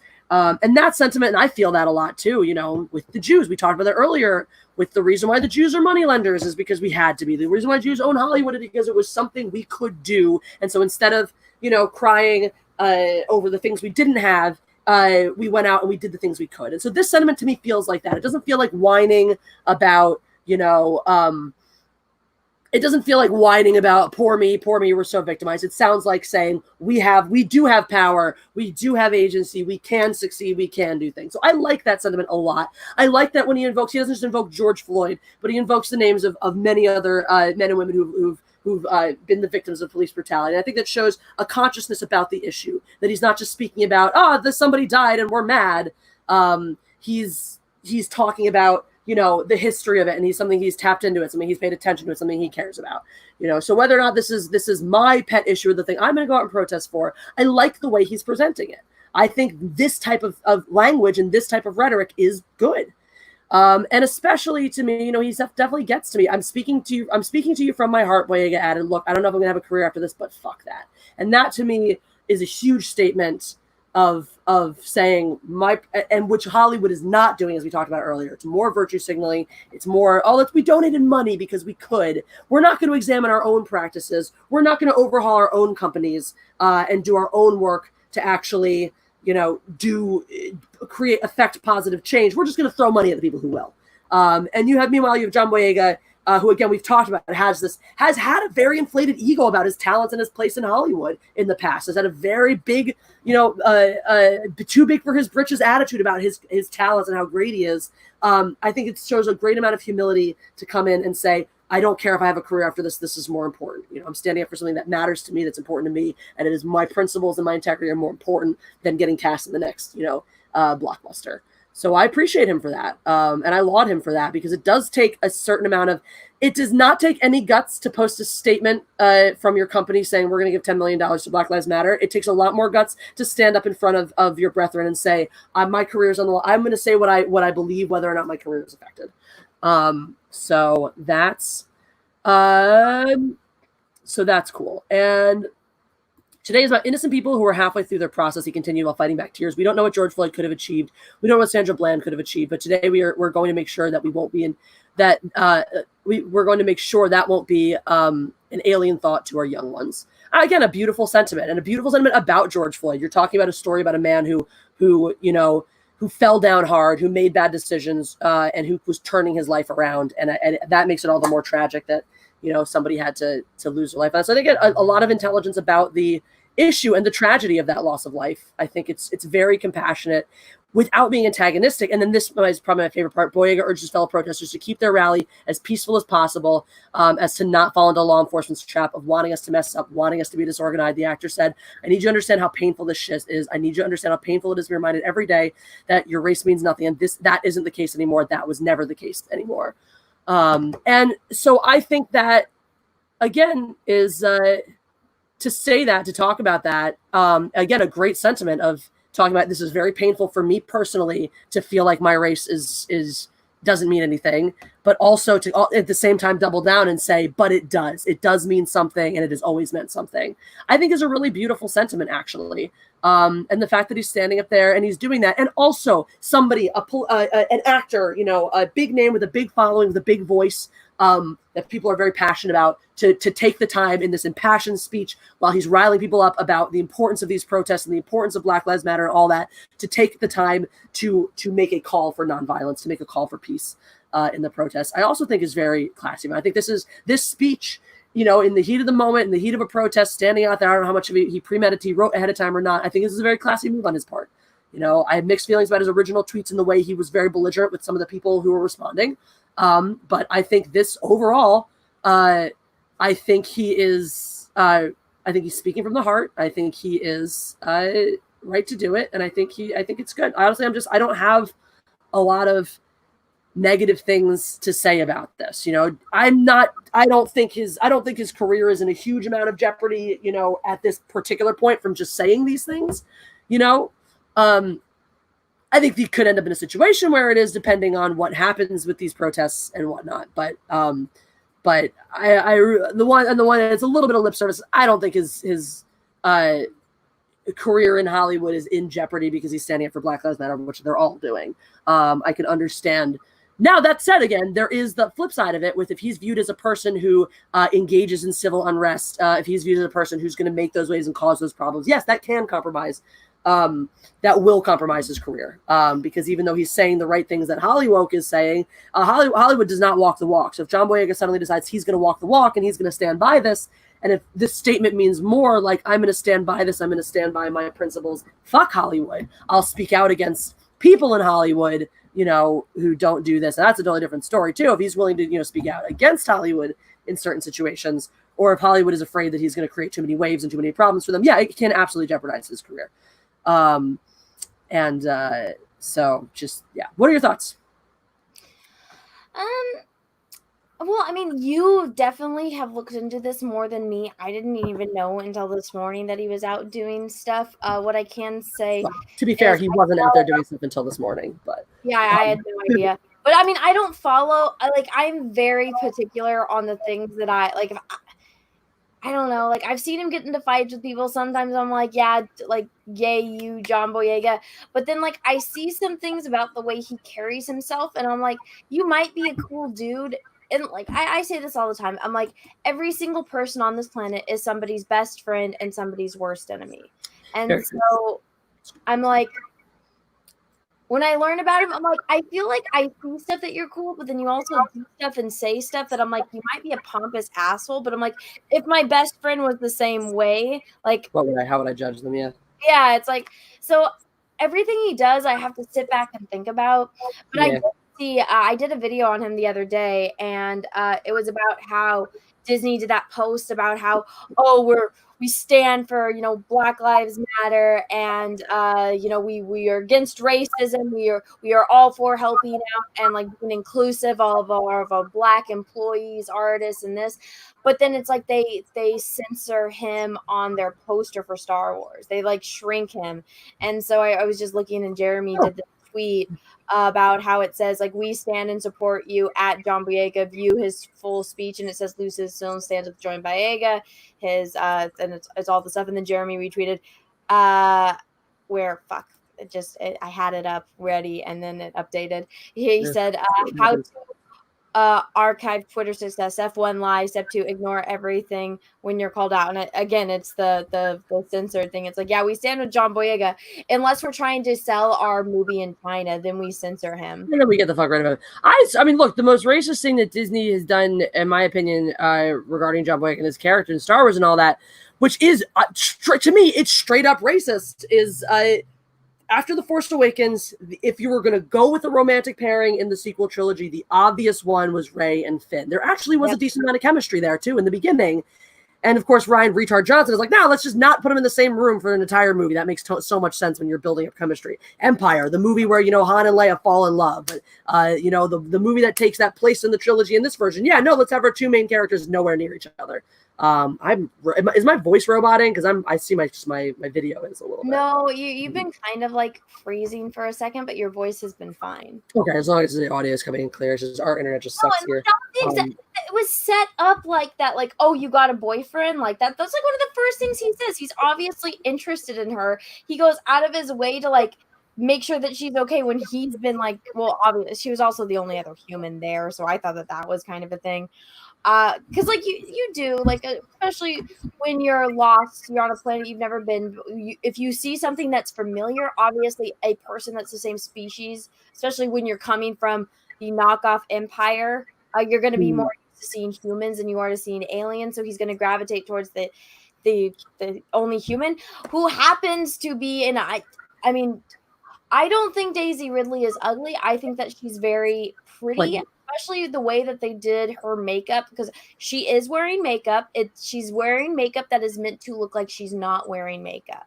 And they did it very well. She does, when she smiles, like she's got one of those smiles that her whole face lights up. But I wanted to say this, because when it's coming from, like, if a guy were to say this, I feel like it's not as bad. But I finally had this realization why she has no emotion. I honestly think she's getting Botox. Oh, interesting. Because one of my mom's friends, because my mom's in her 60s, so it's not that bad. I'm like, if you're at that age and you have all the money in the world and you want to try to do something for you, my aunt gets Botox, college, and all that shit. I mean, I don't mind. Like, whatever you want to do for yourself, that's not my business.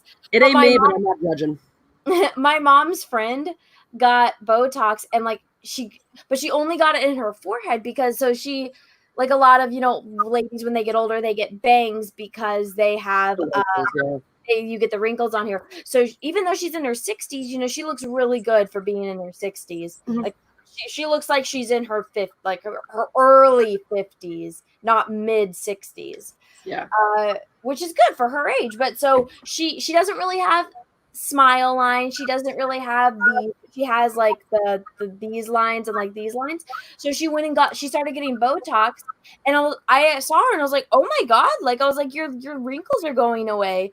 And I was like, that it was the most bizarre thing, because I was like, it's my mom's friend. I've seen her since I was a kid, and she never seemed old to me, because you don't really notice when people are aging. It's just like, this is just the norm. But then she was explaining to me, but last time I saw her, she had just gotten it. And so she was making expressions. And I'm like, I've seen this woman do expressions since I was born. And like, it's like she was smiling, but like it wasn't moving. And then I realized, because I think it was on like one of the EFAPs, I was like, oh my God, because I've seen interviews where Daisy Ridley like moves and her whole face moves.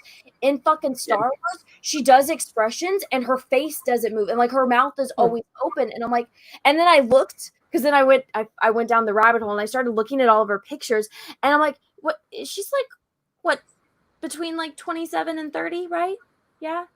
Yeah, I thought she's pretty close to ours. Let me look up real quick on my phone here. No, but I'm like, her face doesn't. And then I look, because I think she's got a twin sister, right? And I was like, her sister already is having like a little, and it's very, very subtle. It's very, like, you have to go and look at these pictures.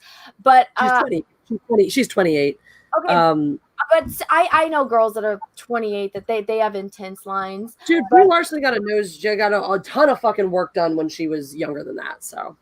Well, and also it's like, you look at Gal Gadot, they take her wrinkles out in the movies. They do. You can go look at her when she's in the turtleneck red dress that's got like the little boob peekaboo. Yeah. You go and look at they had to do it. They had to do a ton of CGI for her already because she was pregnant for half the movie. So. Well, so you go look. She has these, because Gal Gadot, she's always making this expression. You go look. She's 30, like 1 or 2, right? But she has the wrinkles. But Gal Gadot makes fucking expressions when she's acting. You can say whatever you want about her acting. I personally think that she was good as Wonder Woman. I liked her portrayal of Wonder Woman. I thought she did a great job. But you look at the difference between her facial expressions and then you look at Daisy Ridley, and I'm like, I get it. You want to stay youthful, and I'm not judging, but I think I'm like, has she been getting Botox? Is that why she doesn't make a single fucking facial expression? And that's why she's like she doesn't even realize that she's standing there the entire fucking movie like this. That wouldn't surprise me. That also wouldn't surprise me if maybe somebody on in production wanted her to get Botox to make her look a certain way. Cool. So Alejandro wants to know how attractive is Daisy Ridley on a Sophie Turner scale. Oh, Daisy Ridley's a fucking 12 compared to Sophie Turner. Oh God, I love you. I'm sorry, I don't like Sophie Turner. I feel like her features of her face are too small for her head. And that's just me. I understand people can find her attractive. I'm not saying her looks have nothing to do with her acting ability. She did a good job of pissing me the fuck off. I don't think she's a good actress though. But what else was I gonna say? You hate Daisy Ridley. She got Botox. I don't hate Daisy Ridley. Carol Baskin's a bitch. Carol Baskin is a fucking bitch. That bitch, Carol fucking Baskin. She killed her husband. That bitch killed her fucking husband. That's what show. I actually almost started the show with this because it's the most important news in our society. But Jeff sent me an article that sheriff confirms Carol Baskin's husband's will was forged. I think I saw something like that. Yeah, the one. Of course it fucking was. But there was something else that I wanted to say that was off of whatever I started out that rant about. They had 2 experts deem it a 100% forgery. What started this rant? It was Daisy Ridley and her face not moving. Oh, we were talking about John Boyega and your feelings about him. No, I think it's so much to do something with the Daisy Ridley shit. Yes, I remember. Okay, so I think that they were trying to make her be like there's characters that they're actors or actresses that are really good at being stoic. Now, I think that they were trying to emulate Sigourney Weaver from Alien. Okay. Because she's very stoic the whole movie. She's just watching as these things are happening. When she needs to give her her opinion, she does. You don't even realize that she's the main character of the movie. Because it's just happening, and then after you've seen the movie, but it's like shit is happening. She's watching. She's being a crew member. She's just doing her fucking job. She just happens to be smart and be the one that survives because she's got that survival instinct. She's also very intelligent, but she's very stoic about it until the moments of that intensity that bring out her emotions. Yeah. And there's plenty of people that are normally like that. It's a very natural thing. And that's one of the things that I feel like is just missed on actors and actresses nowadays. It's like when you watch someone like Marlon Brando, like Gregory Peck, like Sigourney Weaver, it doesn't even look, it's so natural the way that they just embody those characters. But now I feel like they're trying to do that without actually doing that. And I feel like they told Daisy Ridley, they're like, be stoic like Sigourney Weaver, you know? Yeah, and she's just not, and she doesn't have that, and I don't think they I hope that's not how Sometimes Hollywood it looks like she's trying to make an expression and she can't. No, you're so right. It's like she gets stuck. That's why she had Botox. I think she had Botox before shooting. Have you made a video about this already, or are you going to?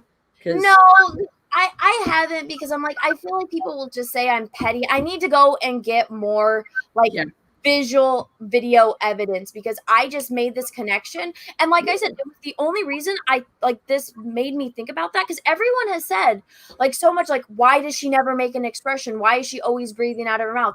And I didn't think of it until I said, my mom's friend, that I've seen this woman. She's been one of my mom's best friends since like before I was fucking born.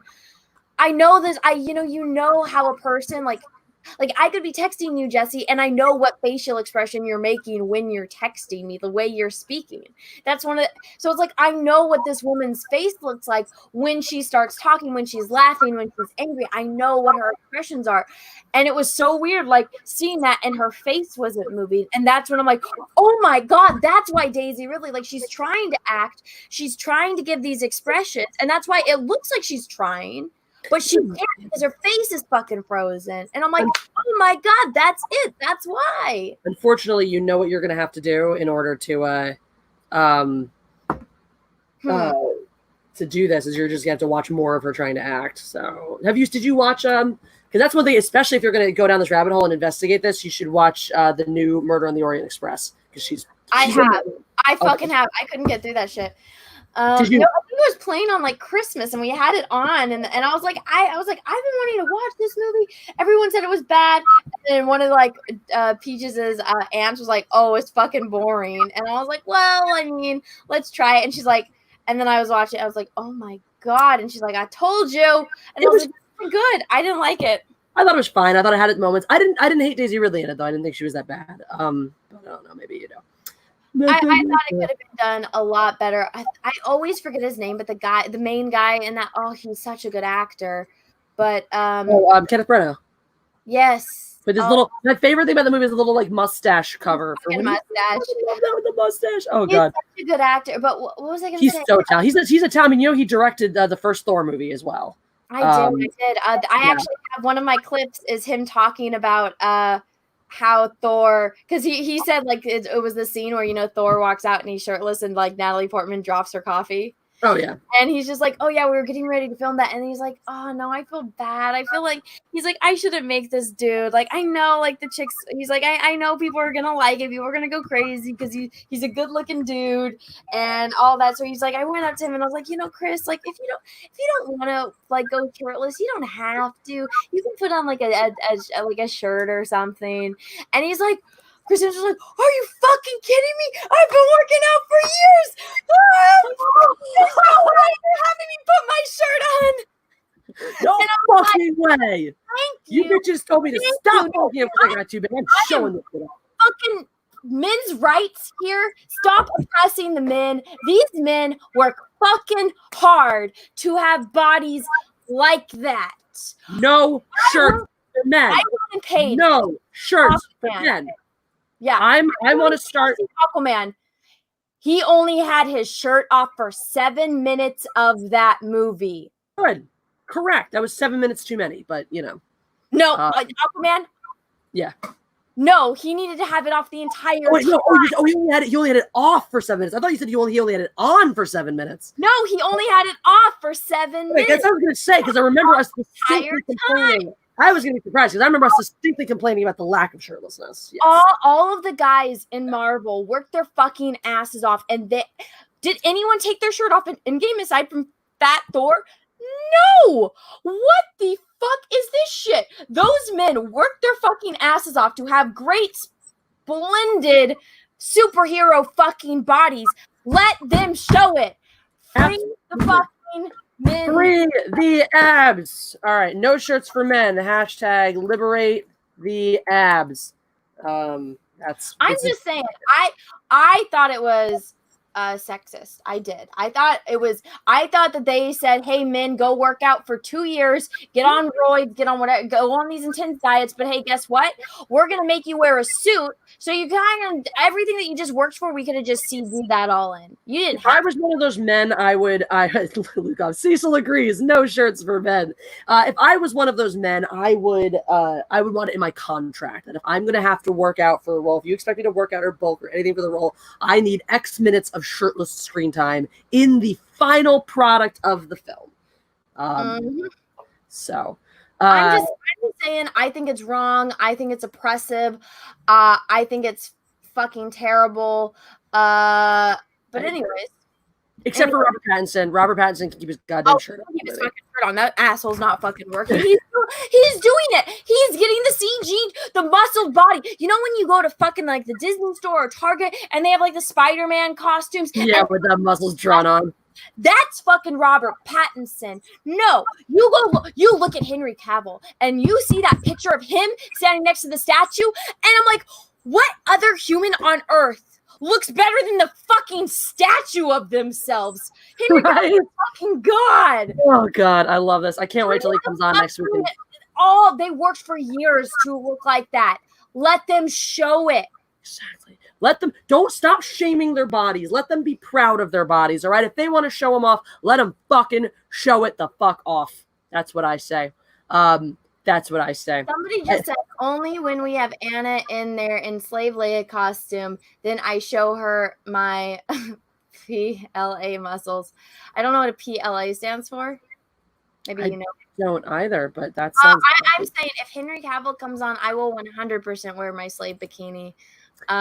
Yes, Doug 209. They CG. They use they use CGI to make your muscles.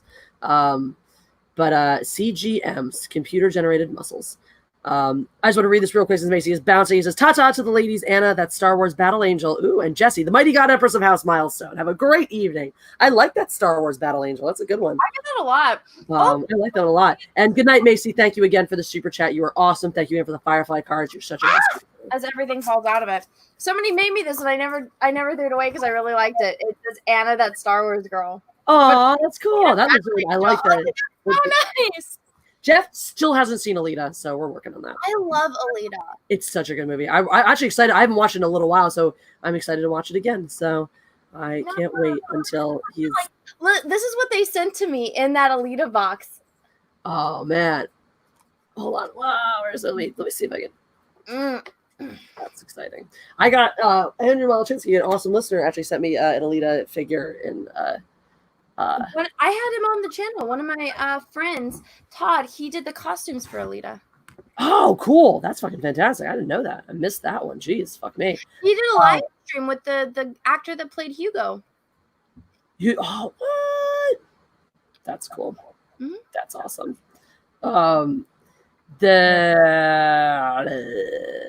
Sorry, my brain just short circuited. It's been doing that. I did not sleep as well as I wanted to last night, so I'm just like, I just hit that moment. You know when you're at that moment where you're like, I didn't get enough sleep last night, and I'm doing well, and I'm doing well, and I'm doing well, and all of a sudden you hit that wall where your brain's like, I'm going to bed. You do what you want, body. I'm out. I feel like my brain. I haven't slept yet, and I've been up since 10 p.m. last night. I haven't slept, and I've been drinking caffeine because I was like, I need to be awake for this fucking stream because there's no way in hell I'm sleeping through it. I even did a stream this morning. Shit, no way. I saw you do your premiere for your video, which is I did a stream at like 8 in the morning. Fuck. Which is our next topic. Let's blast through a few super chats. I'll run our way there because we are getting closer to 2 hours, which is our moving target. Then again, we're also supposed to start at 2 p.m. So a lot of moving targets here. Macy Van Dusen says, Anna, did you draw that profile picture of yourself? No, that was Kelsey Shannon. Kelsey drew the profile picture of me for Cecil's book because they're can I shamelessly plug Cecil real fast? Of course, we love Cecil. So if you guys don't know what cash grab is what's going to change your life. If you thought that you knew what the meaning of life was, you didn't until cash grab. So let me show you because Cecil is my favorite hoe and I love hoeing him out.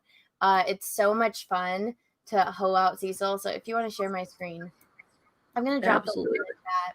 But so I just pulled up the link too. So I got it right here. So if you guys have not backed, Cash grab. Here's your opportunity to do so.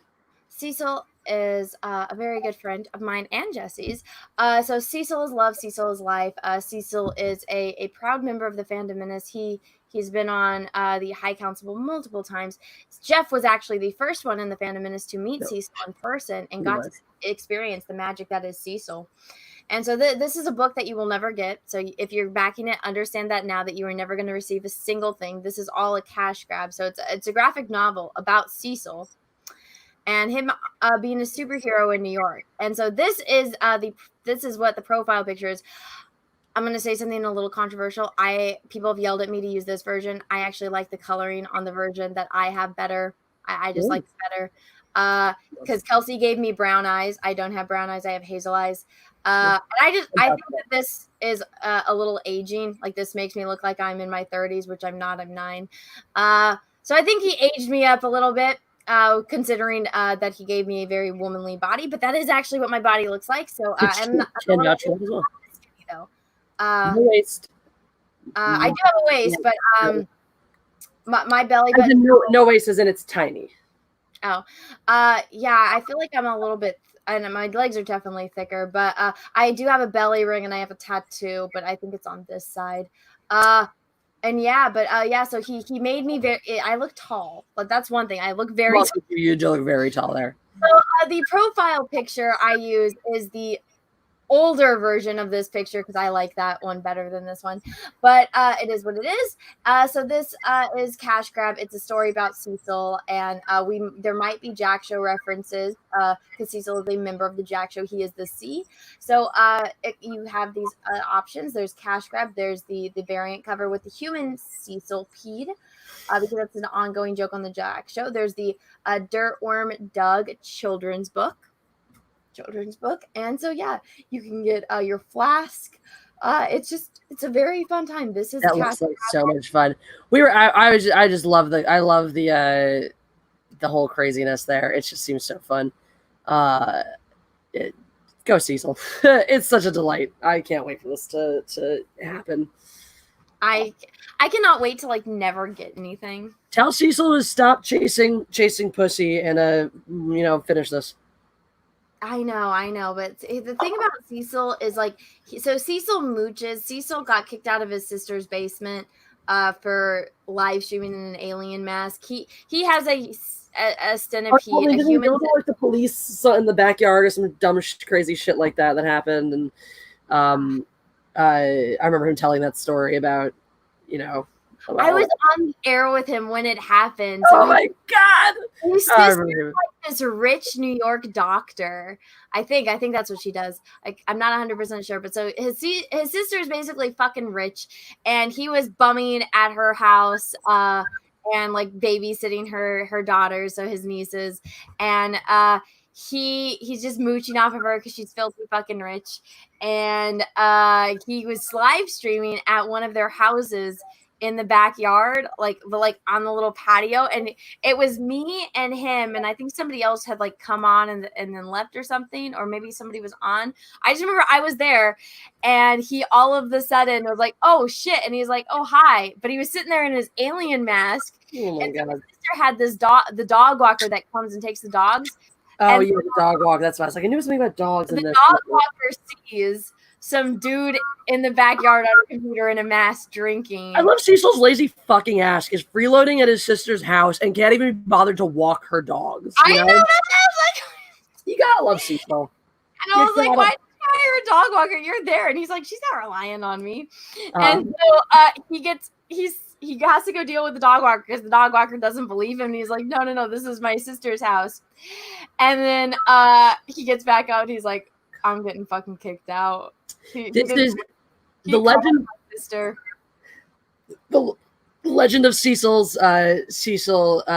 continues because George Turner said Cecil is probably responsible for 80% of the chaos in Brooklyn, and Luke Off says Cecil's been patient zero for 7 pandemics and counting. What a legend! Oh, Cecil. That is Cecil. Speaking of phenomenal art and cool projects and whatnot, Vampirella wrapped up. You did an awesome job on that. We're excited to get our copies of that as well. So, what is on the docket for you next?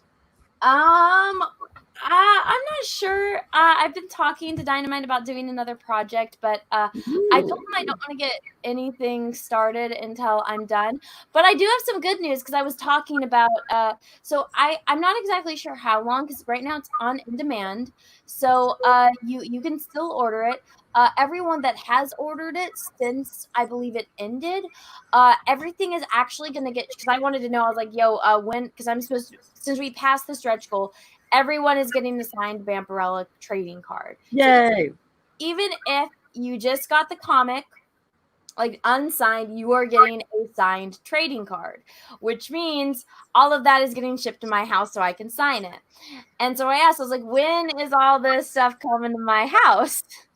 When am I signing all this? And so it got a little bit delayed because of the craziness that's in the world, but it should be here at my house the last 2 weeks of this month.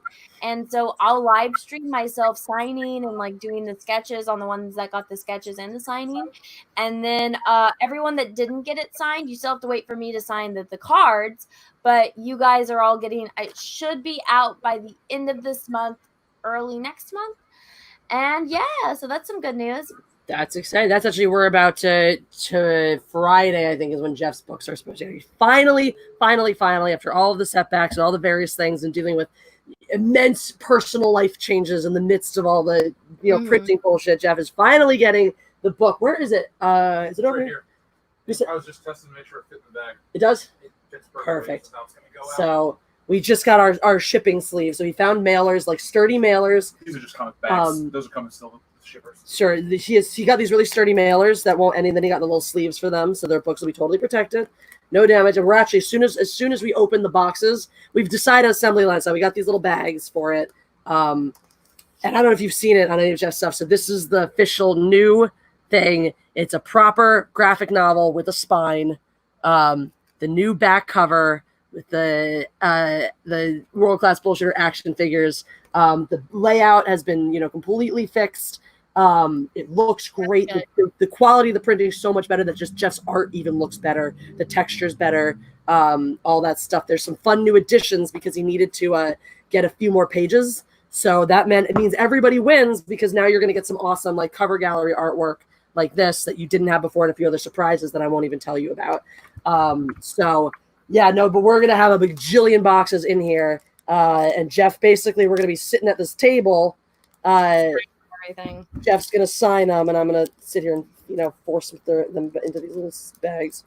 So they do fit into very nicely. So we got protective sleeves for all your books, all the books for those who back stealing solo. There are, nice sturdy mailers coming so that nothing bad will happen to your proper edition.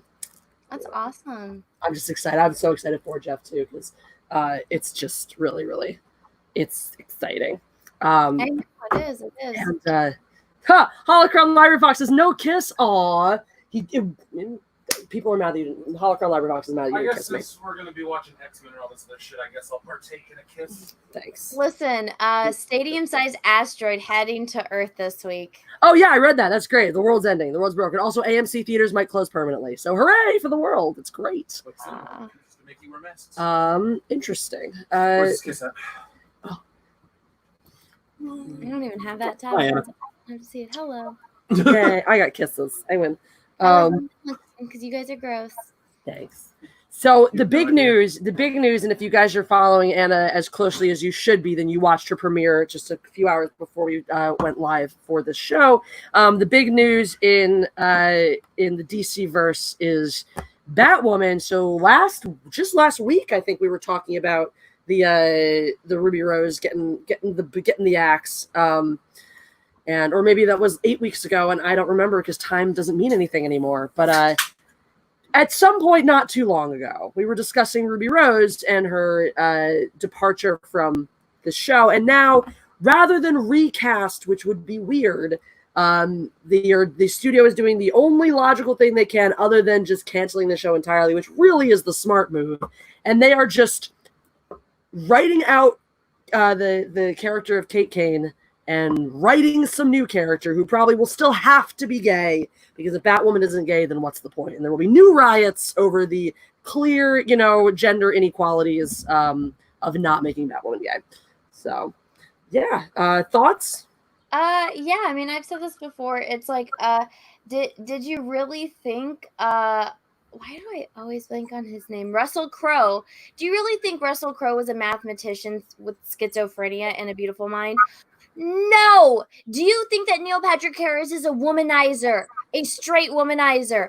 No. Man is gay. Met his husband on the set of How I Met Your Mother, where he was playing a straight man who idolized James fucking Bond. Met his husband on the set, who was also playing a straight man, got married, had children. Matt Boomer, again, plays a con artist womanizer. Gay fucking man. Absolutely. I finally just watched Harold and Kumar Go to White Castle the other day, in which it's so funny because he plays himself, but he's totally not himself. It's delightful. And yes, a fucking men to all that. How do you feel about them writing in just changing the character? How do you think that's going to go over? I mean, when you read it, it's like she's the first thing that say is she's likable, and I'm like, oh sweet Jesus. Okay, that's the selling point. She's likable.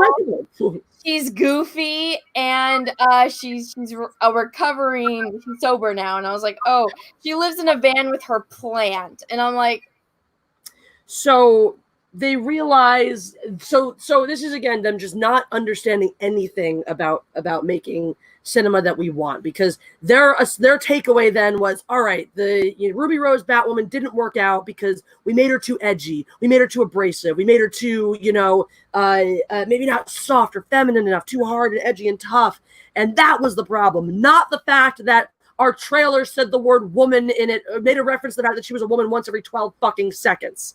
Let's not worry about that.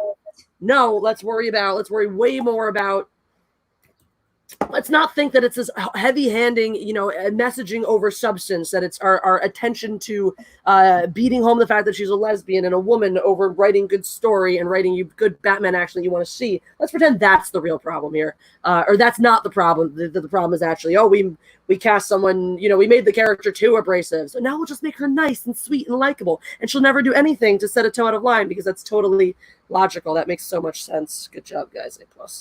I was trying to find this article, and I found a RIP of Grumpy Cat. Grumpy Cat. He died like forever ago. No, she died last year. Was it just last year? Yeah. Oh, I'm sorry. RIP Grumpy Cat. F in the chat for Grumpy Cat, guys. F in the chat. I met Grumpy Cat. She was so little. Oh, They brought Grumpy Cat and little Bub to San Francisco, and there was a line around the building, and it was my friend's building actually, and I was just like, why is there? And I asked somebody, I was like, what are you guys waiting for? Like, we're waiting to meet a cat, and I was like, which one?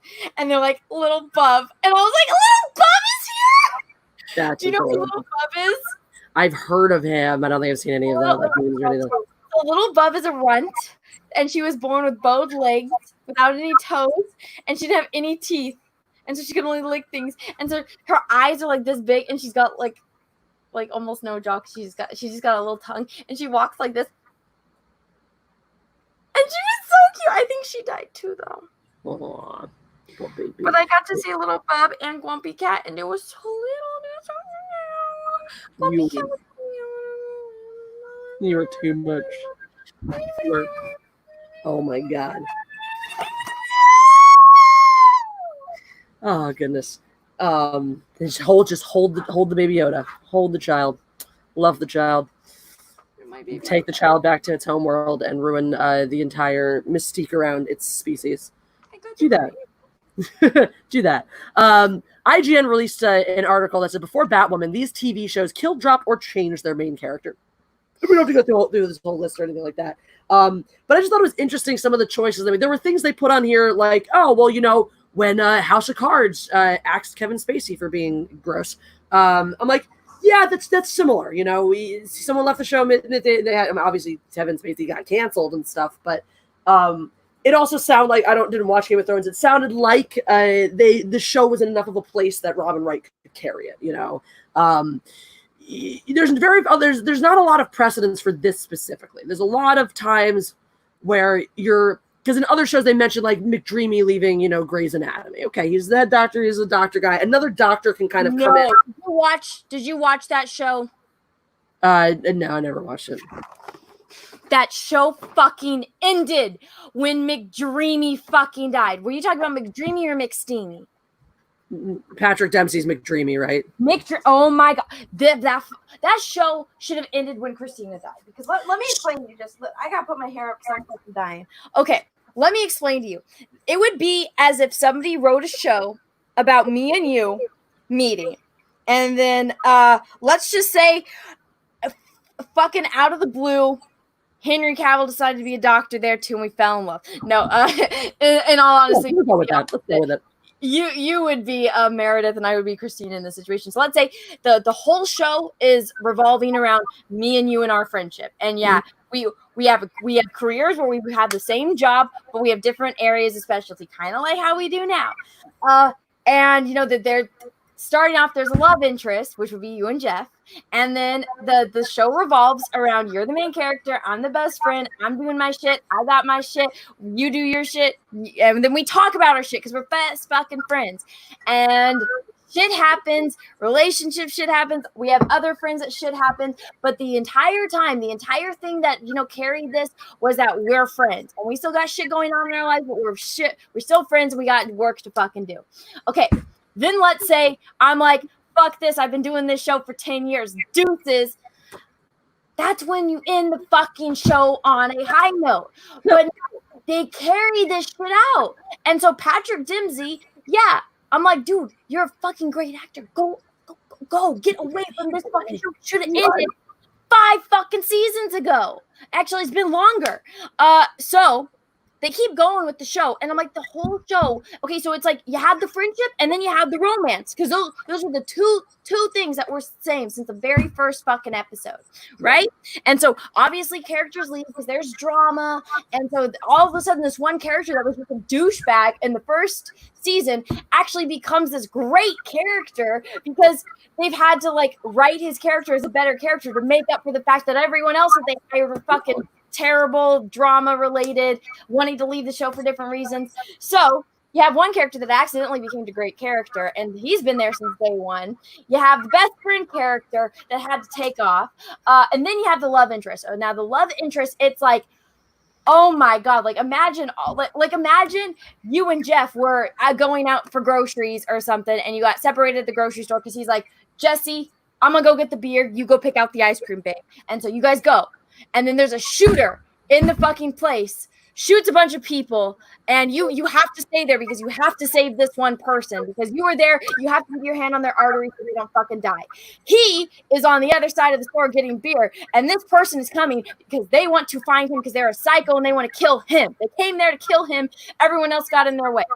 So they're looking for him. And then they're going to shoot him. Help got there so you get to leave the paramedic with the person holding the fucking neck, right? So that person you saved their life. You got to get across there to go save Jeff. All right. Person tried to kill him, then ended up killing themselves. You got to save Jeff, but all of a sudden you're also pregnant. And you have a miscarriage while you're performing emergency surgery. There's so much fucking shit. He built her a house. Not having him in it doesn't make any sense. And the spoiler alert, you don't want to hear what happens in fucking Grey's Anatomy. It will kill your fucking soul. Again, it's like The Last Jedi. It's like, I've been watching this romance. No, it's one of those things where you will never find love like this ever. I don't care what fucking storybooks tell you. That was it. That was the one. And he fucking died. All because bitch got mad that him and his wife were getting a divorce and he just happened to start dating an extra. When they were already separated, his wife was dating someone else. He started dating someone else. Bitch got pissed because it was an extra on the show, which is like, okay, he's working on this show how many hours per day? When you're working with someone like Jessi and Jeff know, you might have some similar fucking shit in common and you might get along. So He got written off, got killed in the worst fucking way possible. You could have left him because she didn't want him there for whatever fucking reason. They didn't have some kind of friendship built all up after the 13 fucking years of working with each other.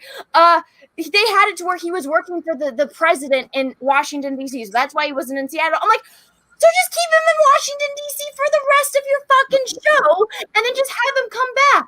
People do that where he's like, all right, babe, I'm the best fucking neurosurgeon in the fucking country, because that's a thing. And he just happens to be hot. That never fucking happened. Just fly him back. Just fly him back. Have fake phone calls. Just make mention. Do what they did in fucking Frasier where they always talk about Maris and you never see Maris. 11 fucking seasons. Never once do you see the bitch. Just do that. Oh my god. They fucked up. That show should have fucking ended. I was watching it. I was like, make it be fake. Make it be fake. And they even tease you. So he gets T-boned by a fucking semi, right? He just happens to listen to this. He takes the fast road to the airport. Let me just conveniently, the fastest way to get to the airport is to drive through the fucking mountains where there's no service. So and there's somebody that got into an accident. So let me park my car. I'm a fucking neurosurgeon, right? You would think, instead of parking my car in the middle of the fucking two-way road that's around a turn, instead of parking it right fucking there, why don't you pull off to the fucking side? You're a neurosurgeon. But no, he parks in the middle of the fucking road, gets out of his car, because let me go help these people that just happened to get in an accident. And let me I'm a doctor, so let me make sure you're all patched up. Let me call the ambulance comes, the only fucking ambulance in this tiny fucking hospital that just happens to be right down the road from here.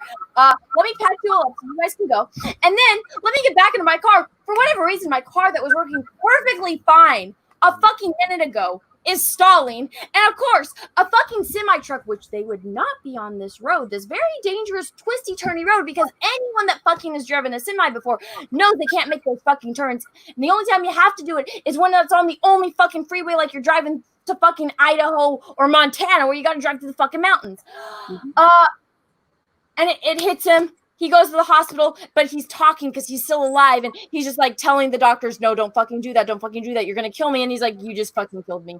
And then it shows him waking up and like her with the kids coming. And he's like, oh my gosh, yay. Like, I'm so glad this happened. Like, I'm so glad I survived. If only. You made up cry just now. Well, that sounds like a train wreck. My only experience with Grey's Anatomy is being an extra for one episode. What episode? What season? I don't remember. It was after Patrick Dempsey had left, but he was here for this. He was in this episode. He come back and was in this episode. And it was a cop had gotten shot and was in the bed, in the hospital bed, in the ICU, like right next to the guy who had shot him. And I was a police officer. A whole bunch of cops in the scene. I was a police officer. I have pictures somewhere. Oh my god!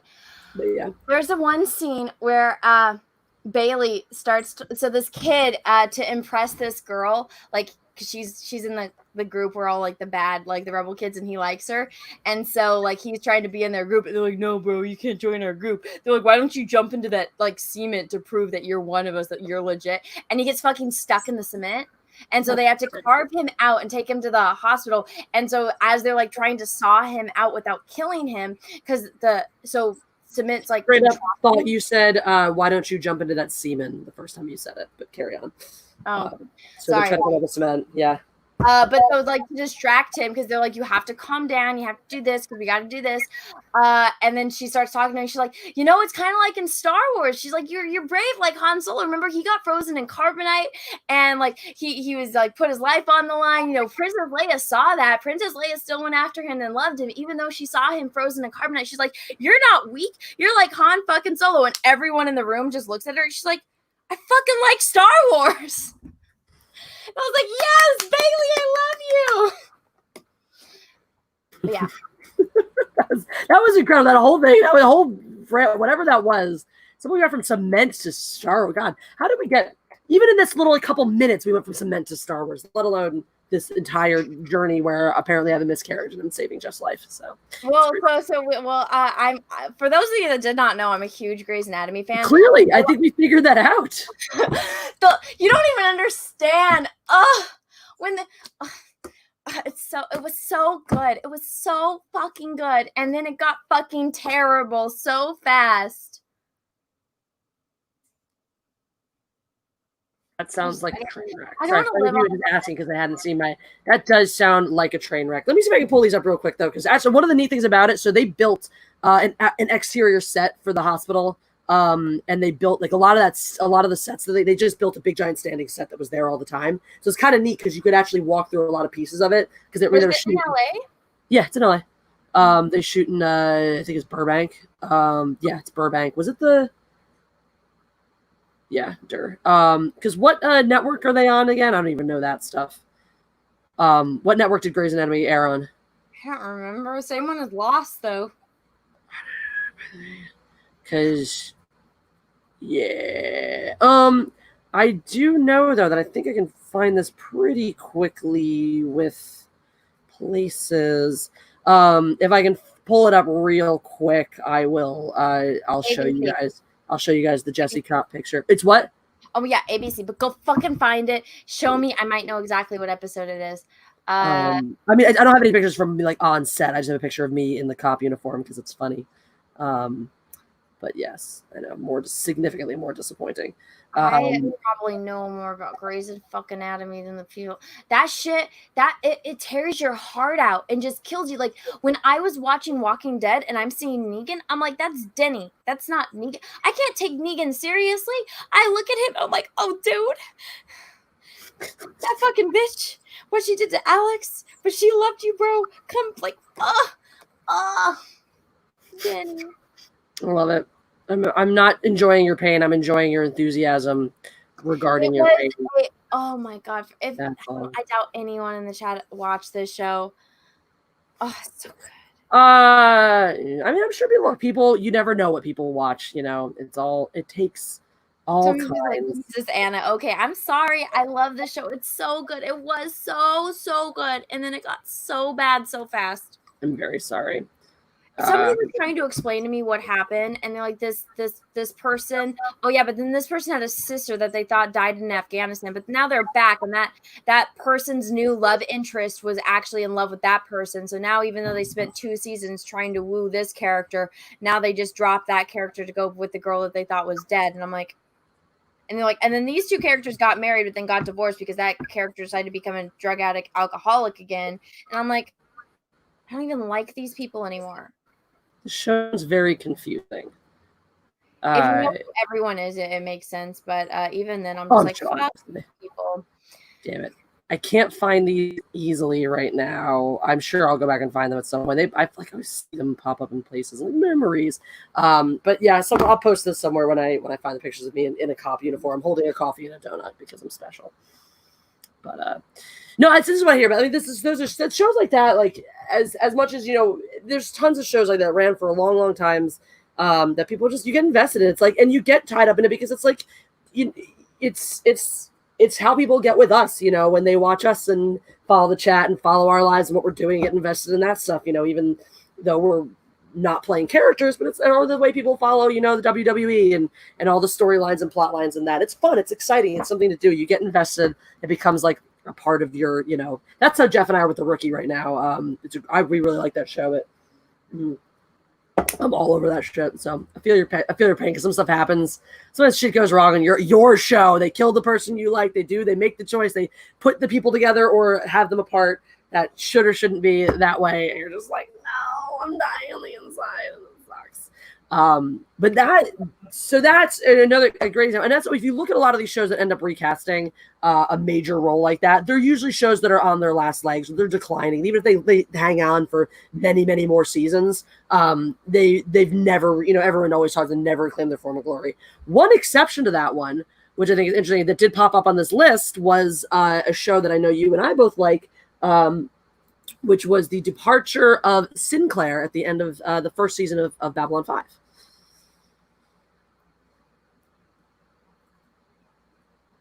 I'm sorry, I just had a complete brain fart. So you've seen Babylon. I heard Babylon 5, but then I was like, no worries. I heard something else, and I thought you said like eclairs, and I was like, when did they have no like the donuts? And I was like, so I was obviously I don't know how much you've watched the show. I watched it when I was a kid. Like I when you were younger. Okay, I've seen all of it. I had like all of the toys. I think I showed you the one that I have. I'd have to find it. But I had all of it. It's been a long time though. I'm gonna start. I'll probably start. I only got halfway through.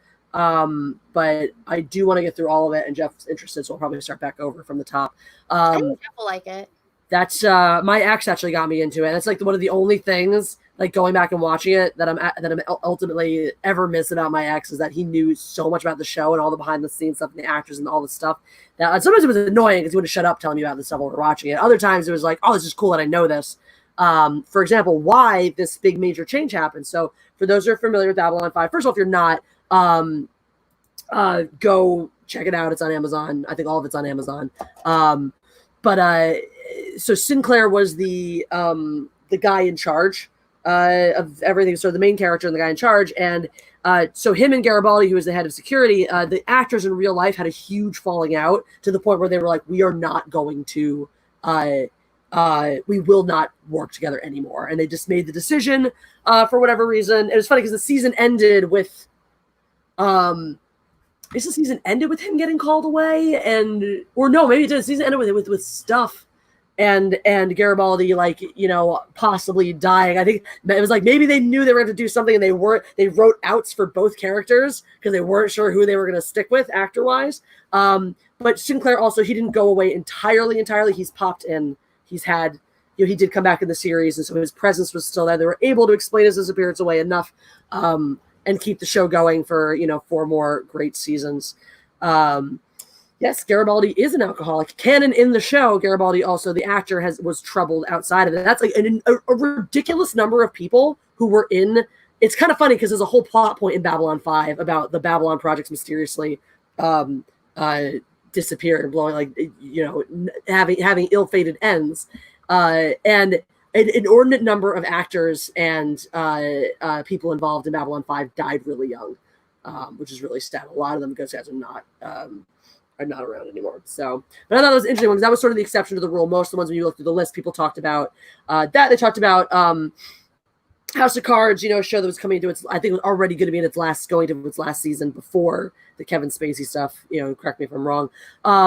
But there was a lot, so it's interesting on the list because a lot of those things, it's like, okay, some things, or it was a character that was like in an ensemble cast that was a little easier to write in and out. And some things like that. There's some that were weird on this list. Like, this guy just sounded like he didn't sound like that important part. It doesn't seem like that big of a deal. The one the outlier though, that pissed me off because like this is retarded. They were like, when Ned Stark died in the first season of Game of Thrones, and I'm like, you're missing the entire point. The whole point of this entire list is like show. And for the most part, it's people who got like roles that got recast or changed over. You know, leading roles that got, you know, phased out, and then because they had to do, because an actor, you know, there was an issue with an actor or something like that. Sorry, this is really important. I know it's like mid rant. I'm going to come back to this rant. I'm just going to bounce. Why did she mute herself? Oh, she said she would be back in a minute. I'll let her go. So I'm kind of looking at stuff. Like I had this stuff because I am always working. So I was talking to Dynamite about possibly doing something else with them, but they told me to like look at the IPs that they have, and oh, she got a call. Yeah. So yeah, like they told me to take a look at the IPs that they have and see if there's anything that I like or that I would be interested in doing, because the Vampirella one did very, very well. Is there anything on here that you guys, I don't know, that you guys like to see? I'm trying to think, because I was looking at other campaigns that they did to get like kind of a feel for it. But yeah, let's see. Sorry about that, guys. Didn't mean to dip out abruptly. I just got a phone call. I know there's some stuff. Everything's fine. I just wanted to make sure I took it because there's, like I told you, my sister's out with the protests and they're having some issues with the cell towers. They had a short but really bad storm that like knocked down a bunch of trees and stuff in my parents' area, and so their texts aren't working. They're not sure if my sisters are. They're trying to get a hold of her. And basically, I wanted to make sure everything was okay because everything is so far. We just trying to check in with my little sister and make sure that she's good. So, but we no reason to expect that she's not. What? Is she good? No, well, we haven't heard from her. There's no reason to expect that she's not. We just are, just because it's hard to communicate right now. So my mom just wanted me to, since I'm not having, she doesn't know if Jackie's having the same problems with the phones that they are. So she wanted me to try to reach out and see if I, and just know that. But everything's good. It wasn't a big deal. I just wanted to make sure it wasn't because it had the potential to be bad. But anyway, so I was like mid rant. They're saying Anna is getting a reboot. It's not a reboot. What was the reboot? Sorry, where did you end up? Oh, no, I was just saying how I was talking to Dynamite about possibly doing more covers, and I was looking at like the properties that they had to see what I possibly work on. But so what was I? I was off on the Game of Thrones one, right? Because they put Game of Thrones on. They put Game of Thrones whatchamafoozles. I just lost my train of thought totally. And yes, it's on this list. So again, most of this list is like actors who had to go for some reason, not characters you just wrote out. Like actors who left the set, who got canceled, died, God forbid, things like that. And this fucking list is like Ned Stark in season 1 of Game of Thrones. If you didn't read the books, it might have come as a shock to you and blah blah. But these it was fucking planned the whole time. It's not like how is the show going to carry on? It's not a relevant list, relevant part of the list. If there's no question of how will the show carry on without this actor playing this character? No, he was always going to get written off because of the fucking books. Also, first of all, it's not like, you haven't read the books. First of all, so many people knew about that before the show even aired because so many people had read the books or talked about them. Second of all, even if you fucking had never gotten the book spoiled or read the goddamn books, they cast Sean fucking Bean. If you were surprised when he got his head removed from his body, you're a moron. It's Sean Bean. He is in a good quality project because that's the caveat, right? If it's not a great movie, he doesn't necessarily have to die. And he's going to bite it. He was always going to. They did that. It was like they couldn't be any more. They couldn't have given that away, spoiled that for you in any more obvious fashion. They cast Sean fucking Bean. You knew it was coming. So that's my interrupted rant. So there you go.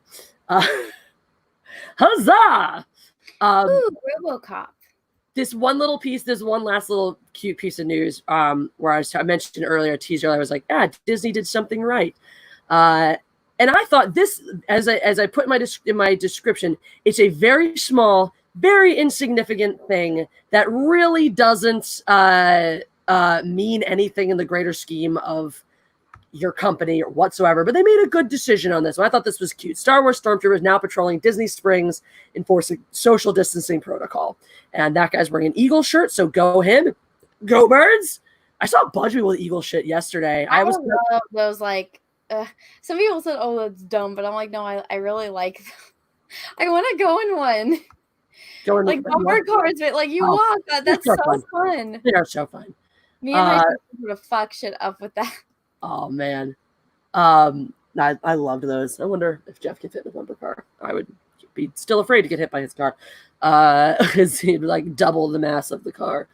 So this article says you better watch your step at Disney Springs. A stormtrooper just may be tempted to fire a wildly inaccurate laser blast in your general direction.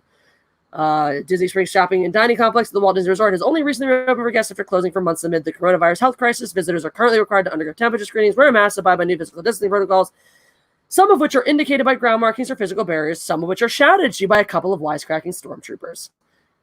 As seen in footage shared by Attractions Magazine, Disney Springs enlisted a few Imperial stormtroopers from the Star Wars universe, not the right ones obviously, to monitor guest activity within the complex and remind them to stay a safe distance away from visitors. Keep moving, says one stormtrooper who is overseeing foot traffic from the balcony above a row of retail shops. It's like herding Banthas down there. Hey, you with the face covering, her fellow stormtrooper yells at one of the guests down below. They all have face coverings, the first stormtrooper points out, seemingly exasperated with her partner. The two stormtroopers who appear to hate each other's guts as much as they hate densely packed crowds and unmasked faces were also filmed nitpicking each other's delivery of the phrase "move along" and arguing about whether they themselves should be standing in relation to each other. So that, I just thought that was really cute. I was like, there's a level of possibly unintentional cultural awareness that went on with this decision where let's enforce social distancing, but add levity to it so people don't feel like they're being, put upon and whatnot. And it's almost in some ways, it's weirdly enough, I don't know, again, if this entered into their consciousness at all or not, but it almost feels like having stormtroopers out doing, crowd control feels weirdly like satirizing the idea of, use of force for protesters and whatnot. So stormtroopers have tear gas and rubber blasted bullets. You're clearly on my train of thought, Sauron. So it's weirdly like temporal where you're like, this feels like a weird way of satirizing the current climate of protesters and National Guard and police in riot gear. It's like it's a weird balance, which I sincerely doubt they had any awareness of or any consciousness of when they did it, which makes it look tasteless for that reason. But because it's the way it reads. Actually, if they did have an awareness of it, it reads as a very tasteful commentary on that, and it reads like a very fun way to enforce social distancing in their in Disney Springs. So I was like that, but that takes this sort of human touch, this intelligence. Whoever made this decision should have a bigger role in Disney planning because that's what Star Wars is and needs and is about. It's about these fun interactions with this world, this immersion into it, and just the enjoying it, not making a point, not making a commentary, not acting like Disney is the moral police of the world, which is what they've been doing lately, but are here to bring fun and comfort, good, wholesome times to their people. So, yeah, that was my takeaway. Just a simple, quiet little, if we had more of this in the world and more of this from Disney, things would look very different. Well, one of the things that they do at Disneyland that I really don't like this is they make them go into a hardcore character. And so they're like, oh, you are the First Order, or you are Darth Vader, or you are this character. So you have to act like that to the guests. And I'm like, okay, when it's a kid and they're at Disneyland and they see a stormtrooper, what is a kid going to do? They're not going to understand that you're acting. They're going to say, oh my God, look, it's a stormtrooper. Let me go run up and take a picture with the stormtrooper. Rey doesn't stop because Rey's running around. And so it's very especially when you come from out of the country to go to Disneyland, right. And on this side of the fucking world, it's not in South America. There's two in North America. There's Disneyland and Disney World. You come from out of the fucking country, and your little kid just wants to take a picture with a stormtrooper, and they won't stop to take a picture. It's like, I get it in fucking character, but come the fuck on. This is Disneyland. And you want to you got to step back for a second and realize, what's more important? The immersion of your world. Your world's not that fucking good. Just make it fun, You didn't build a very good world. It's not immersive. It's not, there's no escape from the retail haven that's being shoved in your face everywhere you walk in this place. No one's fooled. No one's immersed. Just fucking chill and have fun. So I like this because I'm like, you're throwing these guys out into Disney Springs outside of Galaxy's Edge, and you're letting them have a little fun with it. You're not taking yourselves, and that's, again, Galaxy's Edge is exactly the wrong way to go. They took themselves way too seriously. Mm-hmm. And so this not taking yourself that seriously, having something like that this is what should have been Galaxy's Edge. Fun stuff like that, where you have a Cheech and Chong Stormtrooper act kind of thing going on, where a couple you have two Stormtroopers that have their back and forth and entertain people by arguing over who can shoot better or whether they're doing their job right or things like that. That's fun. Not this bullshit of this is the First Order. You've entered a police state, and run around the park and find Rey and go see Chewbacca behind the bathrooms. He'll sell you some drugs, kids. It's just so weird. Drunk 3PO was on a couple weeks ago. He was telling us all about that stuff, and it's just such a stupid, because you have to buy a fucking book to read and figure out all the secrets of Galaxy's Edge. It's you don't got time for that shit. You want to go to fucking Disneyland. You don't want fucking homework so you know how to maximize your experience. Put it in a goddamn brochure that you hand everyone when they walk in. Make it simple. Disneyland I is get still good. having like hidden Mickeys and like the hidden lore about Disneyland or Disney World. I don't know if it's so much a Disney World. I've only been to Disneyland. But I mean that's the thing. It's like that's where Walt Disney used to live. Like that there's a hidden Mickey here. There's this, and it's like that kind of stuff is special, but Yeah. it doesn't take away from the experience, it adds. Whereas what they do, I think, takes away from this Exactly, because you can go take your picture with every princess that you want, and you can hug Goofy, and you can do all those things, and you can go find the behind the scenes, facts. You can go do that. My friends and I went down there once when they were doing a Halloween special thing, where if you had this special, if you bought into the special app, you found all these secrets in the park and these ghosts and stuff like that. That's great. That's so super fun. But exactly like you said, that is an additional experience that I can go have. It doesn't take away from the other things I want from my experience. It doesn't take away from the kids who want to take pictures with Leia and Chewie and all this stuff. It doesn't take away from the people who just want to go have a nice time and not feel like, oh, I'm in this crazy world. Like it just seems, this to me is like the total antithesis. This kind of like silly way of incorporating Star Wars into your world is much more the tone they should have been going for, rather than this crazy, let's create a universe that you really don't know anything about because it's not actually in the Star Wars universe. We made it up and fucking add a bunch of bullshit to it. So yep, that is life. My caffeine is escaping me. Well, since we have actually, look at us, we actually got through all of the topics today. It only took us 2 hours and 45 minutes and reducing the number of topics by about half. Yep. So, well, we streamed just as long as we did before. We only got through the topics, so we made less of them. So I figured, I was thinking about it, I was like, would Anna and I realistically like 2? I think we should go 6 to 3 because you and I talk so much. So we'll have 3 topics and we have 2 hours to get through them. 3 is good because you never know when we're going to have, a scream fest about Sean Bean dying or a 10-minute rant about Grey's Anatomy, Anything can happen. That's the beauty of the Matriarchy. Hey, man.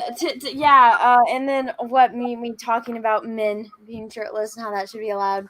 Oh God, these are the important things. This is really what the stream is about. It's us talking about shirtless men. So let me axe that cute little article and let's get to some super chats. It's about fucking time, right, Jessi? Yeah, Jessi, it is. Where were we? Goodness. Sorry for everyone who's been waiting patiently for me to get to your super chats. The last one I read was that awesome one from Andre Johnson, who did send us his $100 to eventually watch Dark Phoenix on a drunk stream. I'll put it together sometime this month.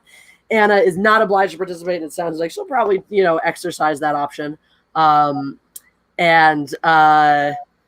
Maybe we'll do it. Maybe what I'll do is I'll do that on a Wednesday evening sometime after our show. Maybe a week that it's on your channel. We will do our show, and then I'll let people know if they want to come for the drunk commentary. They can bounce on over. And you may just pop in as well. You can even come in on the stream and not watch the movie. You're more than welcome to do that. That is fine with me too, because you're important, obviously. So then we have Macy Van Dusen. Fuck, he's not. Did we do that? No, we did get this one. We did do Macy Van Dusen and did you draw that? So I was trying to get it before Macy left. So hopefully you did hear that answer. If not, maybe he'll get to watch back and hear it. We had Mr. Another says, Anna, I'm sending you 2 action figures. Guess who? Oh no! He's the guy. Mr. Another's the one who's been. He's gonna send you Ray and Kylo Ren. I just want you to know. Okay, for those of you that do not know, Jeremy did a music video. Let me see if I can find it. And I want you to know, I made the Swoilo action figure. I painted that. I made his little outfit. Put Kylo Ren's head on that fucking body. I made that action figure. I made the main character, the singing character too. I made that. I don't need to be anywhere near fucking what is that thing? The Leviathan, in the meantime, says, Jessi, may you ask our beloved queen whether a super sweet golden raisin tasting wine would please her. Signed a loyal and humble in-law. Oh, I've only eaten raisins. I don't think I've ever tasted raisin wine. So a raisin tasting wine is a little sugar. It's more sugary and sweeter Than a regular. If it's sweeter, I might like it. I like the. Well, you like raisins and you like sweet. Moscato. So That this a sweet golden, white, I think could be up your alley. And look, Leviathan, send it, because if she doesn't like it, she can always give it to me. So it's not going to go. There's a whole horde of people that won't. Me. I was here on the stream when the super chat happened. I feel entitled to stake a claim to that bottle. Okay, Jessi is taking a claim. Mine. You do else with your possessions what you want, but I read that super chat. If I ever do get that in the mail, then I will make the trek up to where you live, and I can try it next to you. And if I don't like it, I'm handing it right to you. That's fine. We still also have to come down and celebrate your new place. The kitchen. You have to see the house, but you have to see the kitchen. We finally got all the countertops, and we just need flooring, and then the kitchen will be done. Beautiful. That sounds great. That sounds so exciting. I know how satisfying it is to be done with a big project like that, and you actually just be in it. Oof. Delightful. Let me see. What was I about to? Oh yeah. Who's what?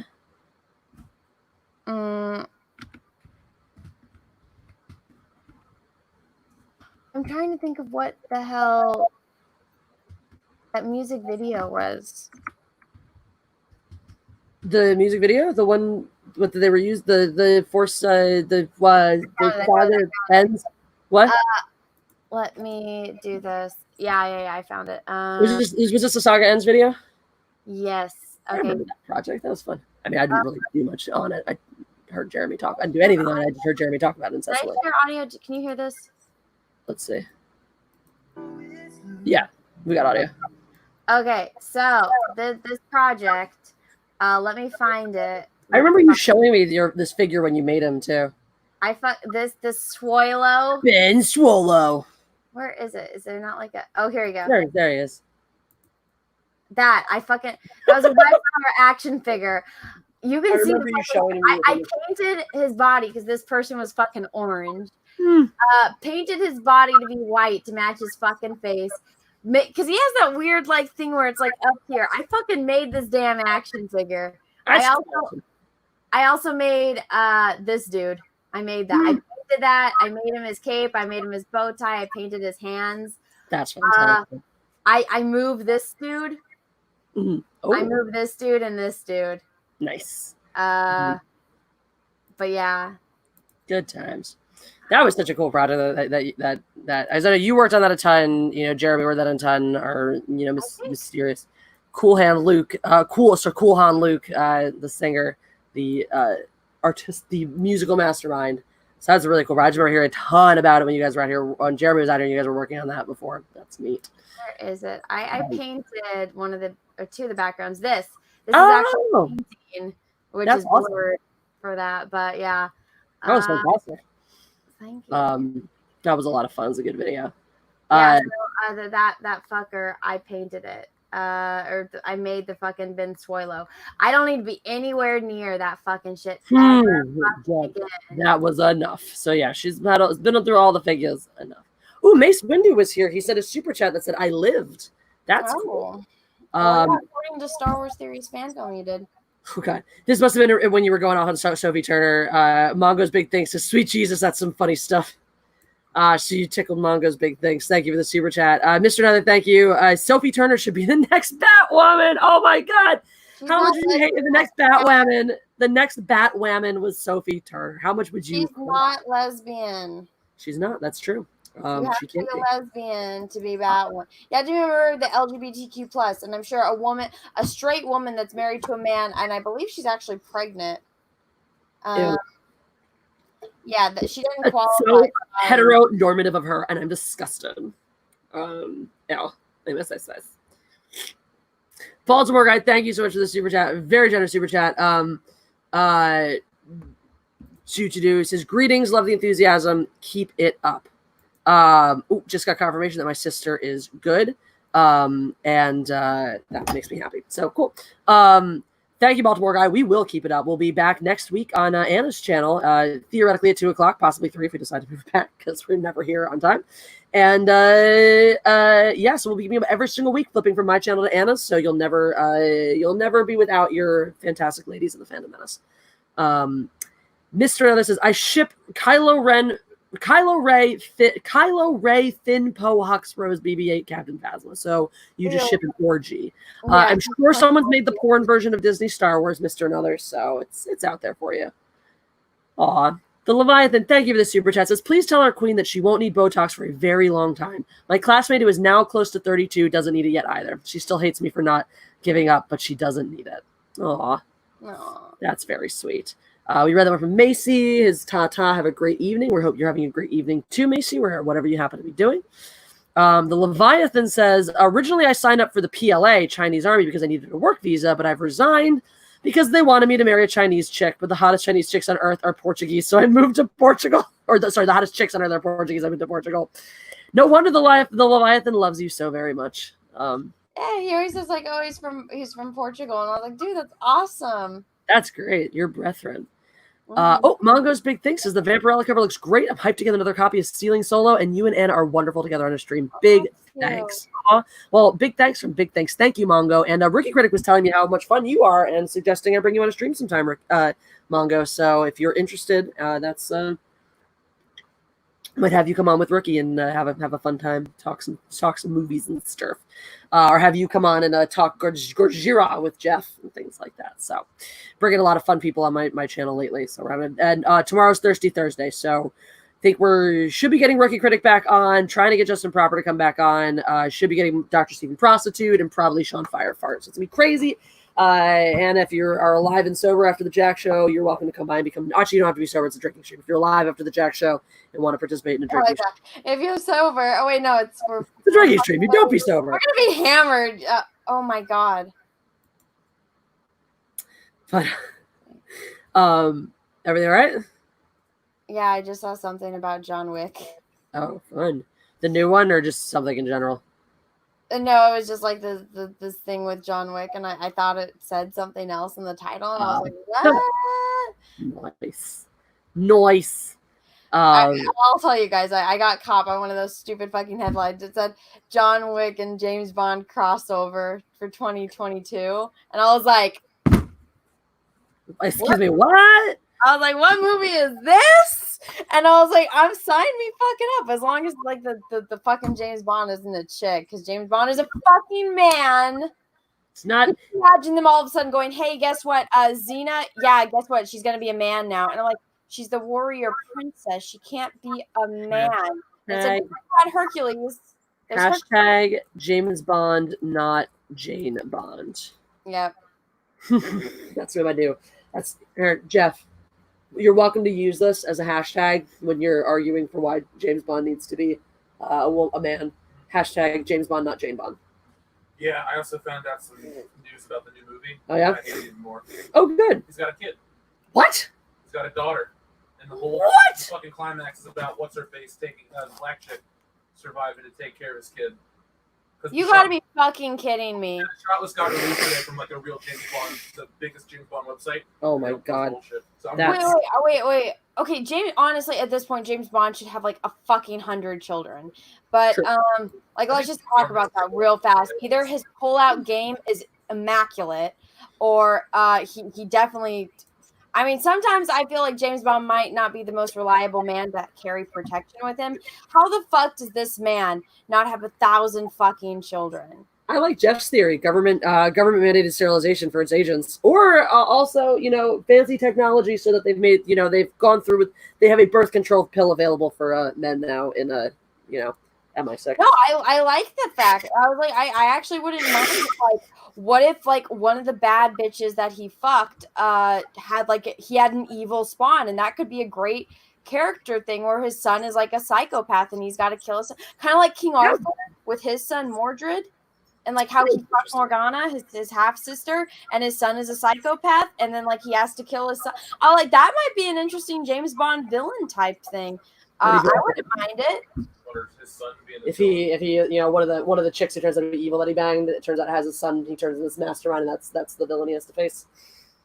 You have to set that up early, and the seeds because you can't. James Bond doesn't do flashbacks like anything else. I know, Jeff. I have this whole master plan. I've been watching James Bond since I was a little kid. No, I'm not arguing that your plan's bad. I'm thinking if you set it up now, like if you rebooted James Bond and set it up in passing. And have your super young Bond. Well, And then maybe even the next time you cast a Bond, you purposely pick someone a little older so you can age the timeline. Well, like that show Miami Vice I was going about, there's a thread where the guy has a son and he thinks he's dead, and they show you that he's alive, and so if the show came back, they had that story. So I think it would work for Bond. You just have to set it up. You can't do one movie about it. It would be multiple. This would be a through line for a continued universe. Well, I'm thinking, like, what if he just happened to like knock up the right chick and like he had a child prodigy and that child was a psychopath? They never talk about that shit. It's true. Some kids are evil. Watch that movie, The Good Son. That shit's real. But turns out this new James Bond movie is just gonna be a loving film about parenthood. Hooray! And we were all. I'm not watching it. James Bond is about this hot ass fucking dude doing badass shit, banging the hottest chicks, and he's got cool fucking gadgets. That is James Bond. I agree. I couldn't agree more. I don't want a soft James Bond. I don't want an overly brooding, complicated James Bond. I don't want a James Bond where all I do is about his family and his backstory. I don't want a James Bond with a kid. That to me is just like, why would you no. It's like they're going the route of Kingdom of the Crystal Skull with this, and it doesn't make sense. It doesn't make any sense to me at all. Not for James Bond universe. Not for Is he just going to happily retire? Oh no, he's supposed to die at the end of it or something, some bull crap like that. Or all it says is that there's a boat, a black lady, somebody else, and his kid, and he's not in the end of the movie. They probably kill him off. But anyway, before we get too worked up and upset over what they've done to our beloved non-space scoundrel, we've got Dex Luthor says Scrubs was better until they effed it with season 9. I watched more Scrubs than I did Grey's Anatomy. I did enjoy it when I watched it. Fun fact about Scrubs, though, per my dad, who is a physician, of the medical shows that popped up, like the doctor shows that popped up, when we were younger, would put them on and whatnot. He felt Scrubs was the most medically accurate. That's what everyone says, that out of all of the shows, like that one is spot on for how doctors actually are. Jessi, I don't know if you watched this episode. The one episode I've seen all the way through is the one with Brendan Fraser, where he's taking all the pictures. I don't think I've seen that one. No. It's the saddest episode. Oh no, I'm like sad. But that was a good show. I never watched it religiously or anything. My brother really liked it, so he sometimes around like a family vacation, he put it on, watch a bunch of it. The Leviathan says, please make our queen review Star Trek Enterprise with Scott Bakula. The Leviathan, I can't make your queen.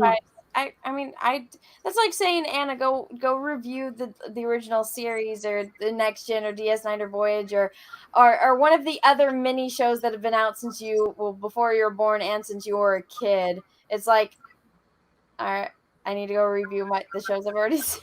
You can always do a live commentary. Jeff does it on his channel all the time. They have tons of fun, especially with the drinking and whatnot. I told Drunk 3PO if he set it up, I would watch every episode of Star Trek with him, and we can do an episode, like a commentary episode where we're just talking about it. Yeah, that sounds like fun. You should do that. And all of Star Trek is on Netflix, so everyone can watch along with us. Hey, perfect. That does make things a lot easier. If you guys want that, go bother Drunk 3PO on Twitter, on Instagram, and on YouTube. Drunk 3PO to say, hey, Drunk, get that set up so you and Anna can do commentary on Star Trek. There you go. The power is yours, guys. We take your suggestions. We listen to you. We hear you always. The one thing we say is, just if you want something, you can take that too. You can aggressively stalk Henry Cavill on Instagram until he finally agrees to be a guest on the Matriarchy. You can bug Nick random about making time. Wear a gold bikini. I don't care. You can, things you want. I'm volunteering her. She will too. Who's wearing gold bikini? Both of us. Why? Why did we wear a gold bikini? For money. It's gonna be 100 degrees. Oh, the soaking wet bikini thing. That I could do. That might actually happen. There might be that. Honestly, realistically, if it's going to be a hot one this summer, there may be a Matriarchy stream where the two of us show up in soaking wet bikinis. So if you want that, honestly, it's just because it's like I'm drenched. I need to go jump in the shower. Right. Well, we only have a few more super chats left, so we're almost at shower time, nap time, etc. But here we go. Where did it just go? There we go. Okay. Sir Ruben House Roundhead, thank you for the super chat. Says, I want to get social justice Jessi's thoughts on Drew Brees refusing to take a knee during the national anthem. Jessi, I would like your thoughts too. Interesting. I didn't hear too much about this. No, what are you doing? What are you doing? I lost all my freaking everything. Damn it. My internet's being really, really crummy today. I did not hear about that or not. So Drew Brees is the quarterback for the New Orleans Saints. He's a white dude. He's been their quarterback since forever. And let me see if I can find anything just real quick, if there's anything new or if there's any kind of controversy around. Obviously, social justice Jessi thinks that, he's an abomination and should be, taken out and executed. Because anybody who immediately stand in I mean, if you want to know how serious social justice Jessi is about, standing with Black Lives Matter, etc., you can just take a look at the video that I put up of her yesterday right on my channel, where she will just straight up tell you, if you're not with us, you're a Nazi. So she's not shy about these statements. So Drew Brees' teammate Malcolm Jenkins among many. Ooh, interesting. Oh, right, Malcolm Jenkins went down. He's his teammate now. Attracted backlash when okay. He will never agree with anybody disrespecting the flag of the United States of America during an interview with Yahoo Finance. Okay, so it's more than just refusing to kneel. It's I will not agree of somebody disrespecting our flag. Now, this is something I've always thought was really weird about the kneeling controversy. We're not going to get too deep into it, but this is something I can talk about another time. Maybe I will make a video on this actually. So thank you for the suggestion, Sarun House Roundhead, because that would be a really interesting one for me to tackle, both in character and otherwise.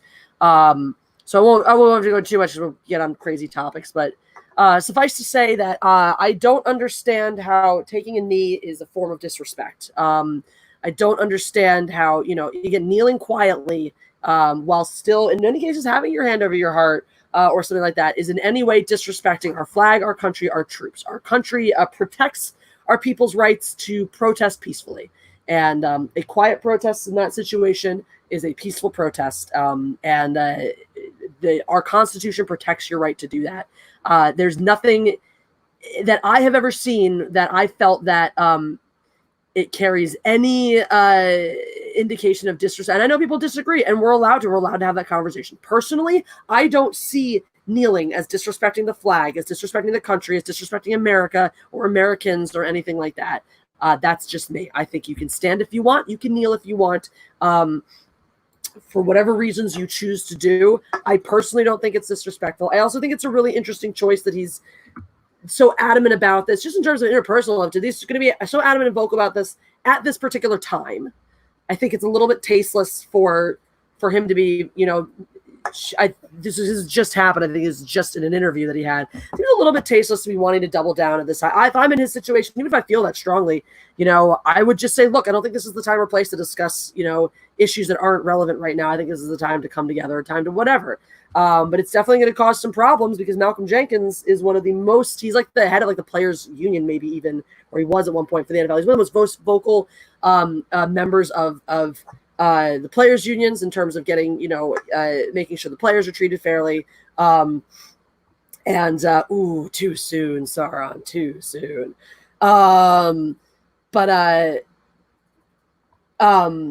Whatchamacallit? Why can't I words?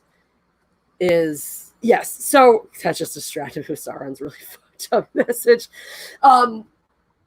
Yeah, but it's just because it's of course it's going to cause problems because you're talking about a guy who Malcolm Jenkins was incredibly active in his neighborhood, in his community when he was a member of the Philadelphia Eagles. I'm sure he'll be equally active in his community down in New Orleans. I respect people like that. He doesn't just Malcolm Jenkins is not just and also he's not a take a knee guy too. He was a fist raise, when it came to the protest. So he didn't sit, he didn't kneel, he stayed standing. He raised his fist as his sign of silent protest, which again, totally allowed to Flaming to be, it is hilarious, which is totally allowed and protected and whatnot. And but is someone who's not just sticking his hand in the air and go, look, I did the thing. But he's actually going out into the community and being part of making positive change. So I think that's a really great thing. And I think it's going to be really interesting to see how that plays out in the NFL season.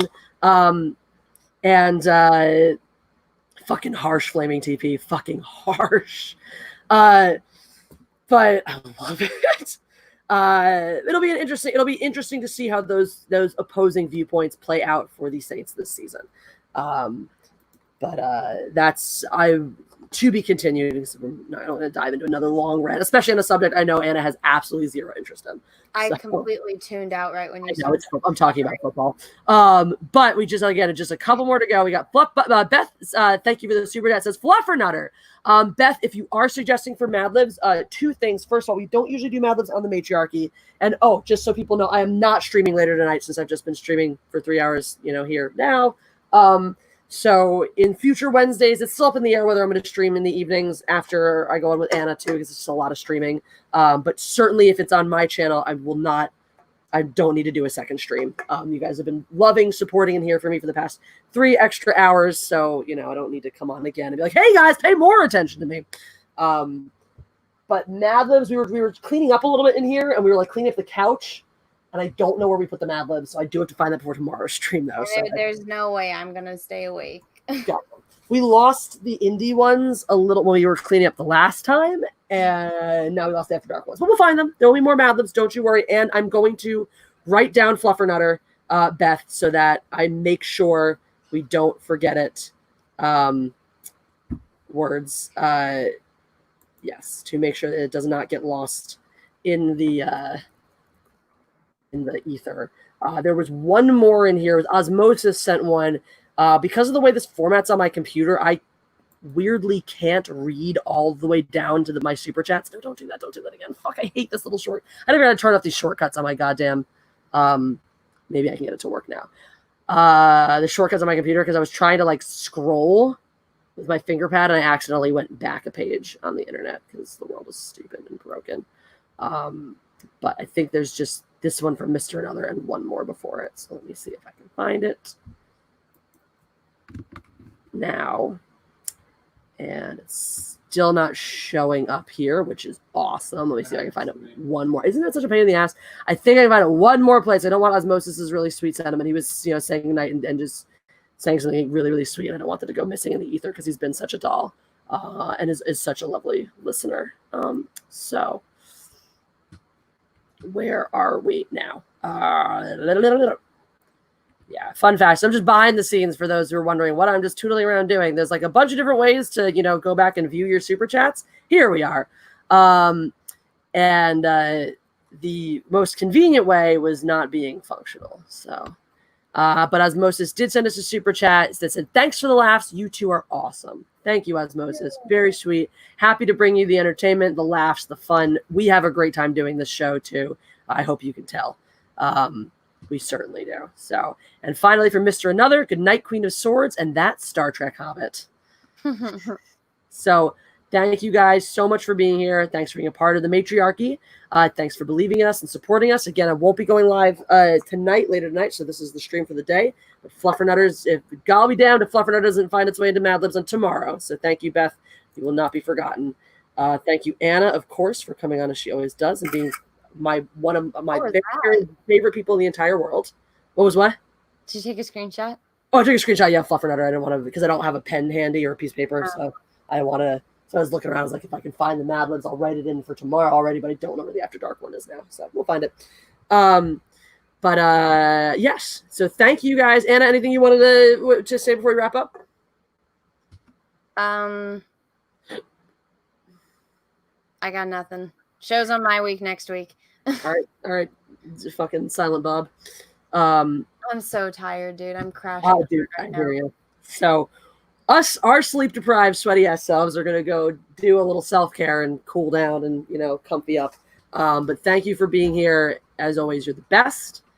And as always, come back again. Why don't I try to feel like there's something I wanted to say and I couldn't remember, but it's not important. The important part is be safe, everybody, whether you're near protests or not, whether you're near the virus or not.